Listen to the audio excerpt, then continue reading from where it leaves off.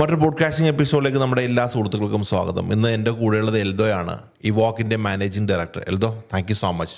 നമ്മൾ ഡിജിറ്റൽ മാർക്കറ്റിങ്ങിനെ കുറിച്ചും എൽദോൻ്റെ കഥകളൊക്കെ ഇങ്ങനെ ഫേസ് ടു ഫേസ് നമ്മൾ സംസാരിക്കുന്ന കുറേ ആയെങ്കിൽ പോലും നമുക്ക് ക്യാമറയുടെ മുന്നിൽ കുറേ കാര്യങ്ങളൊക്കെ എന്തായാലും ഒന്ന് അറിയേണ്ടതുണ്ട്. എൽദോ ഒരു ഡിജിറ്റൽ മാർക്കറ്റിംഗ് കമ്പനി റൺ ചെയ്യുന്ന ഒരാളാണ്. ഏതൊരു ബിസിനസ്സിനും സംബന്ധിച്ചിടത്തോളം മാർക്കറ്റിംഗ് ഇമ്പോർട്ടൻറ്റ് ഫാക്ടറാണ്. അതിൽ തന്നെ ഡിജിറ്റലും വലിയൊരു ഇമ്പോർട്ടൻറ്റ് ഫാക്ടറാണ്. അപ്പോൾ ഇന്നത്തെ പോഡ്കാസ്റ്റിൽ ഇതിൻ്റെ കുറേ കോർ എലമെൻറ്റ്സ് ഒക്കെ നമുക്ക് എൽദോയിൽ നിന്ന് പിഴിയാൻ പറ്റുമോ എന്നുള്ളതാണ് നമ്മുടെ പോഡ്കാസ്റ്റിലൊരു ശ്രമം. Thank you so much Eldho. ഒരു സെൽഫ് ഇൻട്രൊഡക്ഷൻ നടത്തുകയാണെങ്കിൽ എത്ര വർഷം എക്സ്പീരിയൻസ് എൽദോയ്ക്ക് ഉള്ളത്? ആക്ച്വലി എനിക്ക് അറൗണ്ട് 20 years IT ഇൻഡസ്ട്രിക്കകത്ത് എക്സ്പീരിയൻസ് ഉണ്ട്.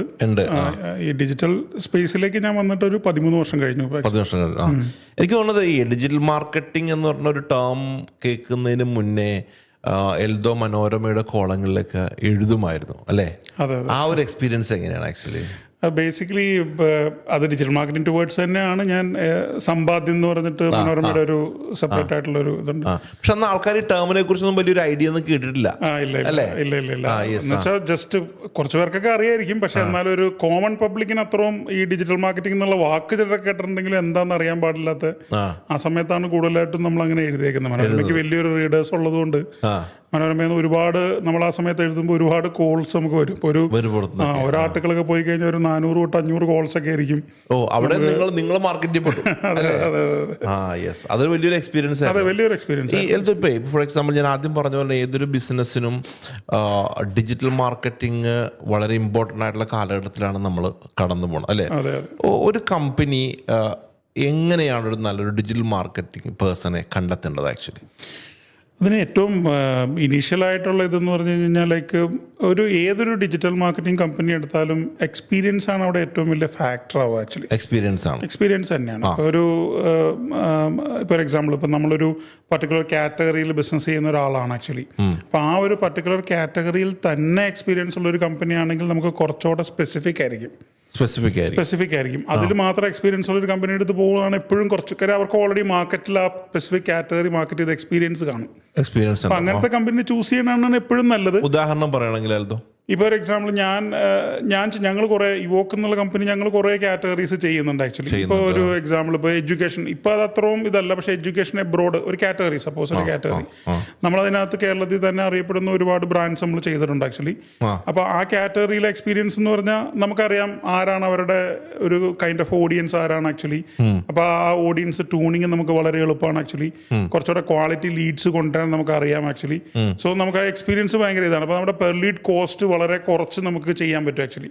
നേരെ മറിച്ച് അതിൽ എക്സ്പീരിയൻസ് ഇല്ലാത്ത ഒരാളുടെ അടുത്ത് തന്നെ ചെയ്യാൻ പറ്റില്ല എന്നല്ല, അവർ ചിലപ്പോൾ കുറച്ച് സമയം എടുക്കുമായിരിക്കും അത് പഠിച്ച് അതിന്റെ എക്സ്പീരിയൻസിലേക്ക് വരാനായിട്ട് ആക്ച്വലി. അപ്പോൾ ഒരു എക്സ്പീരിയൻസ്ഡ് കമ്പനി ആണെങ്കിൽ നമുക്ക് സഡൻ ആയിട്ട് ഇത് കിട്ടും ആക്ച്വലി, പെട്ടെന്ന് റിസൾട്ട് നമുക്ക് കിട്ടും. അതായത് എൽദോ പറയുന്നത് വെച്ച് കഴിഞ്ഞാൽ, ഇപ്പം നിങ്ങളൊരു ബ്രാൻഡ് ഒരു ഡിജിറ്റൽ മാർക്കറ്ററെ ഏൽപ്പിക്കുന്ന സമയത്ത് അവന്റെ എക്സ്പീരിയൻസും അവന്റെ എക്സ്പെർട്ടൈസും ഒരു ഇമ്പോർട്ടൻറ്റ് ഫാക്ടറാണ്.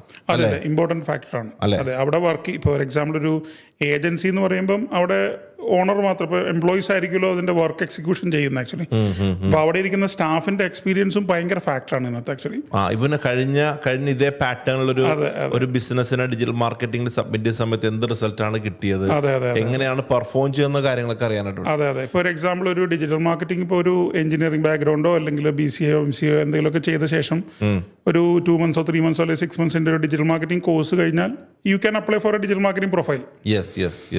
പക്ഷേ അത് ഞാൻ എപ്പോഴും ഒരു ആൾക്കാരെ റിക്രൂട്ട് ചെയ്യുമ്പോൾ ഫ്രഷേഴ്സിനെ ഞാൻ റിക്രൂട്ട് ചെയ്യാറുണ്ട്. പക്ഷെ ചിലപ്പോൾ ഒരു 100 പേരെ ഇന്റർവ്യൂ ചെയ്ത് കഴിയുമ്പോഴാണ് ഒരാളെ നമ്മൾ റിക്രൂട്ട് ചെയ്യണേ ഫ്രഷേഴ്സിനെ.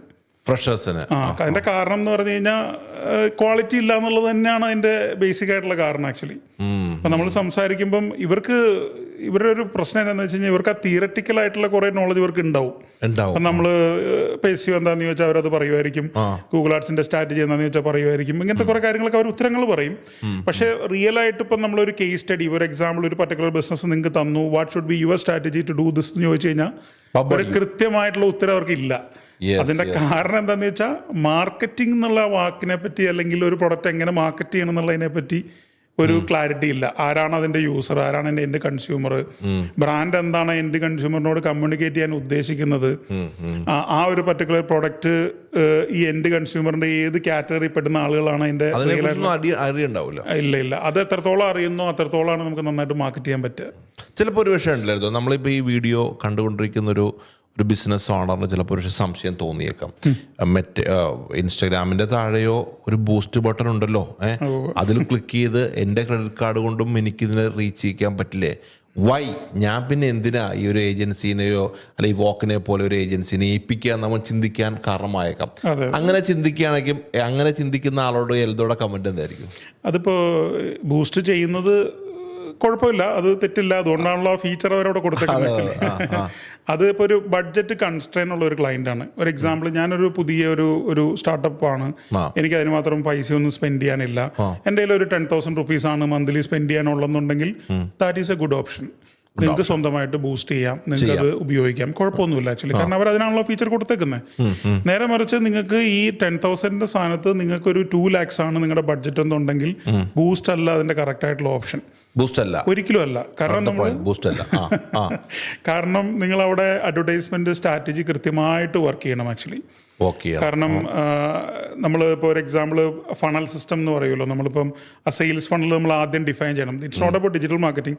ആദ്യം തന്നെ ആ ഫണൽ സിസ്റ്റം എന്താണെന്ന് നമ്മൾ ഡിഫൈൻ ചെയ്യണം. എക്സാമ്പിൾ ഇപ്പോൾ ബ്രാൻഡ് അവയർനെസ് വേണ്ട ഒരു പ്രൊഡക്റ്റ് ആണെന്നുണ്ടെങ്കിൽ നമ്മൾ ആദ്യം ഓഡിയൻസിനെ ഡിഫൈൻ ചെയ്ത ശേഷം ആ ഫസ്റ്റ് ഫണല് നമ്മൾ ആദ്യമായിട്ട് കാണുന്ന ഓഡിയൻസിനെ മാത്രമായിരിക്കും കാണിക്കുന്നത്. ഞാൻ മെറ്റയുടെ കേസാണ് സ്പെസിഫിക് ആയിട്ട് പറയുന്നത്. ഫസ്റ്റ് ആ പർട്ടിക്കുലർ ആഡോ അല്ലെങ്കിൽ വീഡിയോയോ കാണാത്ത ഒരാളായിരിക്കും നമ്മൾ ആദ്യം മാക്സിമം കാണിക്കുക. അവിടെ മാക്സിമം ബ്രോഡായിരിക്കും ഓഡിയൻസ് എന്ന് പറയുന്നത് ആക്ച്വലി. അതിൻ്റെ ഒരു മിഡിൽ ഫണലിലേക്ക് വരുമ്പം നമ്മുടെ വീഡിയോയോ നമ്മുടെ എന്തെങ്കിലും അഡ്വർടൈസ്മെന്റോ ഓൾറെഡി കണ്ടിട്ടുള്ള ഒരു യൂസറെ അവിടെ ഒന്നും കൂടെ നമ്മൾ ഫിൽട്ടർ ഡൗൺ ചെയ്യും ആക്ച്വലി. അതായത് കുറച്ച് ടൈം സ്പെൻഡ് ചെയ്തിട്ടുള്ള ആൾക്കാർ അല്ലെങ്കിൽ കമന്റ് ചെയ്തിട്ടുള്ള ആൾക്കാർ, അങ്ങനെ സ്പെസിഫിക് ആയിട്ടുള്ള ഓഡിയൻസിനെ മാത്രം ട്യൂൺ ചെയ്തിട്ട് ഒരു മിഡിലിൽ നമ്മൾ കാണിക്കും ആക്ച്വലി. ലാസ്റ്റ് ഫണലിൽ വരുമ്പോഴാണ് റിയൽ കൺവേർഷൻ നമ്മൾ ചെയ്യുക. അതെന്ന് പറയുന്നത് പൂർണ്ണമായിട്ടും നമ്മൾ റീടാർജറ്റ് ആയിരിക്കും ചെയ്യുക. നമ്മുടെ പ്രൊഡക്റ്റിൽ ഇൻട്രസ്റ്റ് ഉള്ള കൺസ്യൂമറെ മാത്രം കാണിച്ചിട്ടായിരിക്കും കൺവേർട്ട് ചെയ്യുക. ഓരോ ഫണലിലും ചിലപ്പോൾ മൾട്ടിപ്പിൾ അഡ്വർടൈസ്മെന്റുകൾ ഓടുന്നുണ്ടാവും. അതിന്റെ ഓഡിയൻസ് ചിലപ്പം നമ്മൾ A/B ടെസ്റ്റിംഗ് എന്നൊക്കെ പറയുന്ന പോലെ ഡിഫറെന്റ് ക്രിയേറ്റീവ്സും ഡിഫറെന്റ് ഓഡിയൻസും വെച്ച് ടെസ്റ്റ് ചെയ്യുന്നുണ്ടാവും. ഇതൊക്കെ ചെയ്യണമെന്നുണ്ടെങ്കിൽ നിങ്ങൾക്ക് എക്സ്പെർട്ട് ആയിട്ടുള്ള ഒരു ഡിജിറ്റൽ ഏജൻസിയുടെയോ അല്ലെങ്കിൽ ഡിജിറ്റൽ മാർക്കറ്ററെയോ ആവശ്യമുണ്ട്. അപ്പൊ വെറുതെ ഒരു ബൂസ്റ്റ് ബട്ടൺ ക്ലിക്ക് ചെയ്താലും എൽദോ പറയുന്ന സംഭവം നടക്കും, പക്ഷെ ചിലപ്പോൾ സ്പെസിഫിക്കലി നടക്കണമെന്നില്ല. എന്തിരുന്നാ പോലെ ഇപ്പൊ ഫോർ എക്സാമ്പിൾ നമ്മളിപ്പം ഞാൻ കൂടുതലും ബിസിനസ് വീഡിയോസ് ആണ് ചെയ്യുന്നത്. അപ്പോൾ ബിസിനസ് ഓണേഴ്സോട്ട് നമ്മൾ കമ്മ്യൂണിക്കേറ്റ് ചെയ്യുന്നത്. അപ്പോൾ അതിനിടയിൽ പലരും പറയുന്ന ഒരു കമന്റ്സ് ഞാൻ കേട്ടിരിക്കുന്നത്, ഞാൻ ഇപ്രാവശ്യം ഇവരെ ഏൽപ്പിച്ചു, അടുത്ത പ്രാവശ്യം വേറെ ആൾക്കാരെ ഏൽപ്പിക്കാനാണ് പോകുന്നത്, അത് ശരിയായില്ലെങ്കിൽ വേറെ ആളുകളെ നോക്കണം. ഒരു മങ്കി മൈൻഡ് സെറ്റ് ആണ് ആക്ച്വലി ചില ബിസിനസ് ഓണേഴ്സ്. അപ്പൊ അങ്ങനത്തെ ആൾക്കാരോട് എൽദോയുടെ സജഷൻ എന്താ? നിങ്ങൾ സ്റ്റിക്ക് ഓൺ ചെയ്ത ഒരാളെ കൊണ്ട് ചെയ്യിപ്പിക്കണോ, അതോ ഒരു ടെസ്റ്റ് ചെയ്ത ഒരാൾക്കാർ കൊടുക്കണോ? എന്താ യുവർ ഒപ്പീനിയൻ? ടെസ്റ്റ് ചെയ്ത് കൊടുക്കണമെന്ന് ചോദിച്ചാൽ അത് പലപ്പോഴും ചിലപ്പം ഈ ബിസിനസ് ഓണർ എന്ന് പറയുന്ന ആള് ഈ അവരുടെ എക്സ്പെക്ടേഷൻസ് ചിലപ്പോൾ ഒരു കമ്പനിയോട് പറയുമായിരിക്കുമല്ലോ. ഇപ്പോൾ ഡിജിറ്റൽ മാർക്കറ്റിംഗ് എനിക്കിതാണ് എൻ്റെ മേ ബി സെയിൽസ് ആയിരിക്കാം, ലീഡ്സ് ആയിരിക്കാം, ബ്രാൻഡ് അവയർനെസ് ആയിരിക്കാം, ഒരു കാറ്റഗറി പറയുമല്ലോ. ആ കാറ്റഗറി പറഞ്ഞു കഴിയുമ്പം ഈ company will come up with a strategy. ഇപ്പോൾ ഒരു എക്സാമ്പിൾ വോക്ക് ആണെങ്കിൽ നമ്മൾ പറയും ഓക്കെ ഇതായിരിക്കും നമ്മുടെ strategy, first 3 months this is our plan. പക്ഷേ ഫസ്റ്റ് 3 months എന്ന് പറയുന്നത് എപ്പോഴും ഒരു ട്രയൽ ബേസിലായിരിക്കും നമ്മൾ പോകുന്നത്. ആ 3 months കഴിയുമ്പോൾ we can also tell okay this is what is happening. അപ്പോൾ നമ്മൾ ഓൾറെഡി എക്സ്പീരിയൻസ് ഉണ്ടെങ്കിൽ ഓക്കെ, ഇപ്പോൾ ആ പർട്ടിക്കുലർ കാറ്റഗറി നമ്മൾ വേറെ ക്ലയന്റ് ചെയ്തിട്ടുണ്ടെങ്കിൽ നമുക്ക് ക്ലിയർ ആയിട്ട് തന്നെ പറയാം ഓക്കെ ഇതാണ് നടക്കാൻ പോകുന്നത്, this is suppose to your spend, ഇതായിരിക്കും നിങ്ങൾക്ക് കിട്ടാൻ പോകുന്ന റീച്ച്, ഇതായിരിക്കും നിങ്ങൾക്ക് കിട്ടാൻ പോകുന്ന ഏകദേശ സെയിൽസ് എന്നൊക്കെ നമുക്ക് പറയാൻ പറ്റും. അത് ഒരിക്കലും ചെയ്യാത്തൊരു ബ്രാൻഡ് ആണെന്നുണ്ടെങ്കിൽ തീർച്ചയായിട്ടും നമുക്കതൊരു 3 months ചെയ്യാതെ പറയാൻ പറ്റില്ല ആക്ച്വലി. ഞാൻ ഈ സംഭവിക്കുന്ന ഞാൻ തീർച്ചയായിട്ടും 3 months മിനിമം വേണമെന്ന് പറയുന്ന ആളാണ് ആക്ച്വലി. നമ്മുടെ അടുത്ത് വരുന്ന ക്ലയൻസിന്റെ അടുത്തൊക്കെ നമ്മൾ പറയും 3 months എങ്കിലും മിനിമം ചെയ്യണം. പിന്നെ ലോങ് ടൈം സസ്റ്റൈനബിലിറ്റി എന്നുള്ളത് ഇതിനകത്തൊരു വലിയ ഫാക്ടറാണ് ആക്ച്വലി. അതായത് ഡിജിറ്റൽ മാർക്കറ്റിംഗ് നല്ല എന്ത് ആക്ടിവിറ്റി ആണെങ്കിലും അങ്ങനെയല്ല, ലോങ് ടൈമിലേക്ക് നമ്മൾ പ്ലാൻ തന്നെ ചെയ്യണം. ലോങ് ടൈം വിഷൻ ഉണ്ടെങ്കിൽ മാത്രമാണ് ഡിജിറ്റൽ മാർക്കറ്റിംഗിൽ നിന്ന് റിയൽ ആയിട്ടുള്ള റിസൾട്ട്സും സാധനവും വരുള്ളൂ. ഇപ്പോൾ ഒരു 1 മന്തിൽ ഞാനൊരു 2 lakhs സ്പെൻഡ് ചെയ്തു, ചിലപ്പോൾ ഫസ്റ്റ് മന്തിൽ എനിക്ക് 2 lakhs പോയിട്ട് 1 lakhന്റെ പോലും ചിലപ്പോൾ ROI കിട്ടണമെന്ന് ഒരു നിർബന്ധമില്ല ആക്ച്വലി. പക്ഷേ people will be thinking like okay 2 lakhs ഞാൻ മുടക്കി എനിക്ക് 1 ലക്ഷം പോലും കിട്ടിയില്ല എന്ന് പറയും ആൾക്കാർ ആക്ച്വലി. മേ ബി ഇത് റൊട്ടേഷനിൽ ചിലപ്പോൾ അടുത്ത 6 monthsലോ 1 yearലോ ആകുമ്പോഴായിരിക്കും ഇത് ROI ചിലപ്പോൾ പൂർണ്ണമായിട്ടും കിട്ടുന്നത്. സെക്കൻഡ് ഇയർ തൊട്ടിട്ടായിരിക്കും ഇത് റൺ ആവാൻ തുടങ്ങണം ഭയങ്കരമായിട്ട് ആക്ച്വലി. ആ ഒരു പേഷ്യൻസ് ആൾക്കാർക്ക് ഇല്ലാതെ വരുമ്പോഴാണ് പലപ്പോഴും പ്രോബ്ലം ഉണ്ടാവുന്നത് ആക്ച്വലി. അപ്പോൾ എൽദോ പറയണത് ഇപ്പോൾ ഫോർ എക്സാമ്പിൾ നിങ്ങൾ ഏത് ഡിജിറ്റൽ മാർക്കറ്റിൻ്റെ കൂടെ കൂടിയാൽ പോലും ലോങ് ടേമിലേക്ക് ചിന്തിച്ചാൽ മാത്രമാണ്. അതെ ട്രയൽ ബേസിൽ ഇങ്ങനെ പല കമ്പനികൾക്ക് പോകുമ്പോൾ ആക്ച്വലി ആ ഒരു ബിസിനസ് ഓണറെ സംബന്ധിച്ച് പൈസ വേസ്റ്റ് ചെയ്യുകയാണല്ലോ ശരിക്കും ചെയ്യുന്നത്. ഒരു കമ്പനീനെ നിങ്ങൾ മൾട്ടിപ്പിൾ കമ്പനികളായിട്ട് നിങ്ങൾക്ക് സംസാരിക്കാം, എന്നിട്ട് അവരുടെ എക്സ്പീരിയൻസ് ചോദിക്കാം, അവരുടെ സ്ട്രാറ്റജികൾ മനസ്സിലാക്കാം. നിങ്ങൾക്ക് ഏറ്റവും കംഫർട്ടബിൾ ആയിട്ടുള്ള കമ്പനിയിൽ ലോങ് ടൈം ആയിട്ട് ഏറ്റവും ചുരുങ്ങിയത് ഒരു 1 year എങ്കിലും നിങ്ങൾ ആ കമ്പനിയുടെ കൂടെ വർക്ക് ചെയ്യണം. അല്ലാതെ എവരി 1 month 2 months ട്രസ്റ്റഡ് ആയിട്ടുള്ള കമ്പനിയുടെ അതിൽ ഓണസ്റ്റി വളരെ ഇമ്പോർട്ടന്റ് ആണ് ആക്ച്വലി. അതിനകത്ത് ട്രാക്ക് റെക്കോർഡ്സ്, ടെസ്റ്റിമോണിയൽസ് ഇതൊക്കെ ഭയങ്കര ഇമ്പോർട്ടന്റ് ആണ് ആക്ച്വലി. അതാണ് പലപ്പോഴും ഇവിടെ സംഭവിക്കുന്നത് ആക്ച്വലി. ഒരു ക്ലയന്റ് വരും, പല കമ്പനികളും അങ്ങനത്തെ സ്ട്രാറ്റജികളുണ്ട് ആക്ച്വലി. ഇപ്പോൾ ഒരു 100 clientനെ ഓൺ ബോർഡ് ചെയ്യും, എവരി 3 months കഴിയുമ്പോൾ 50 clients പോവും, അടുത്ത 3 months അടുത്ത 50 clientsനെ ഓൺ ബോർഡ് ചെയ്യും. സോ അവരുടെ ബിസിനസ് സക്സസ് ആണ് അങ്ങനെ നോക്കിക്കഴിഞ്ഞാൽ.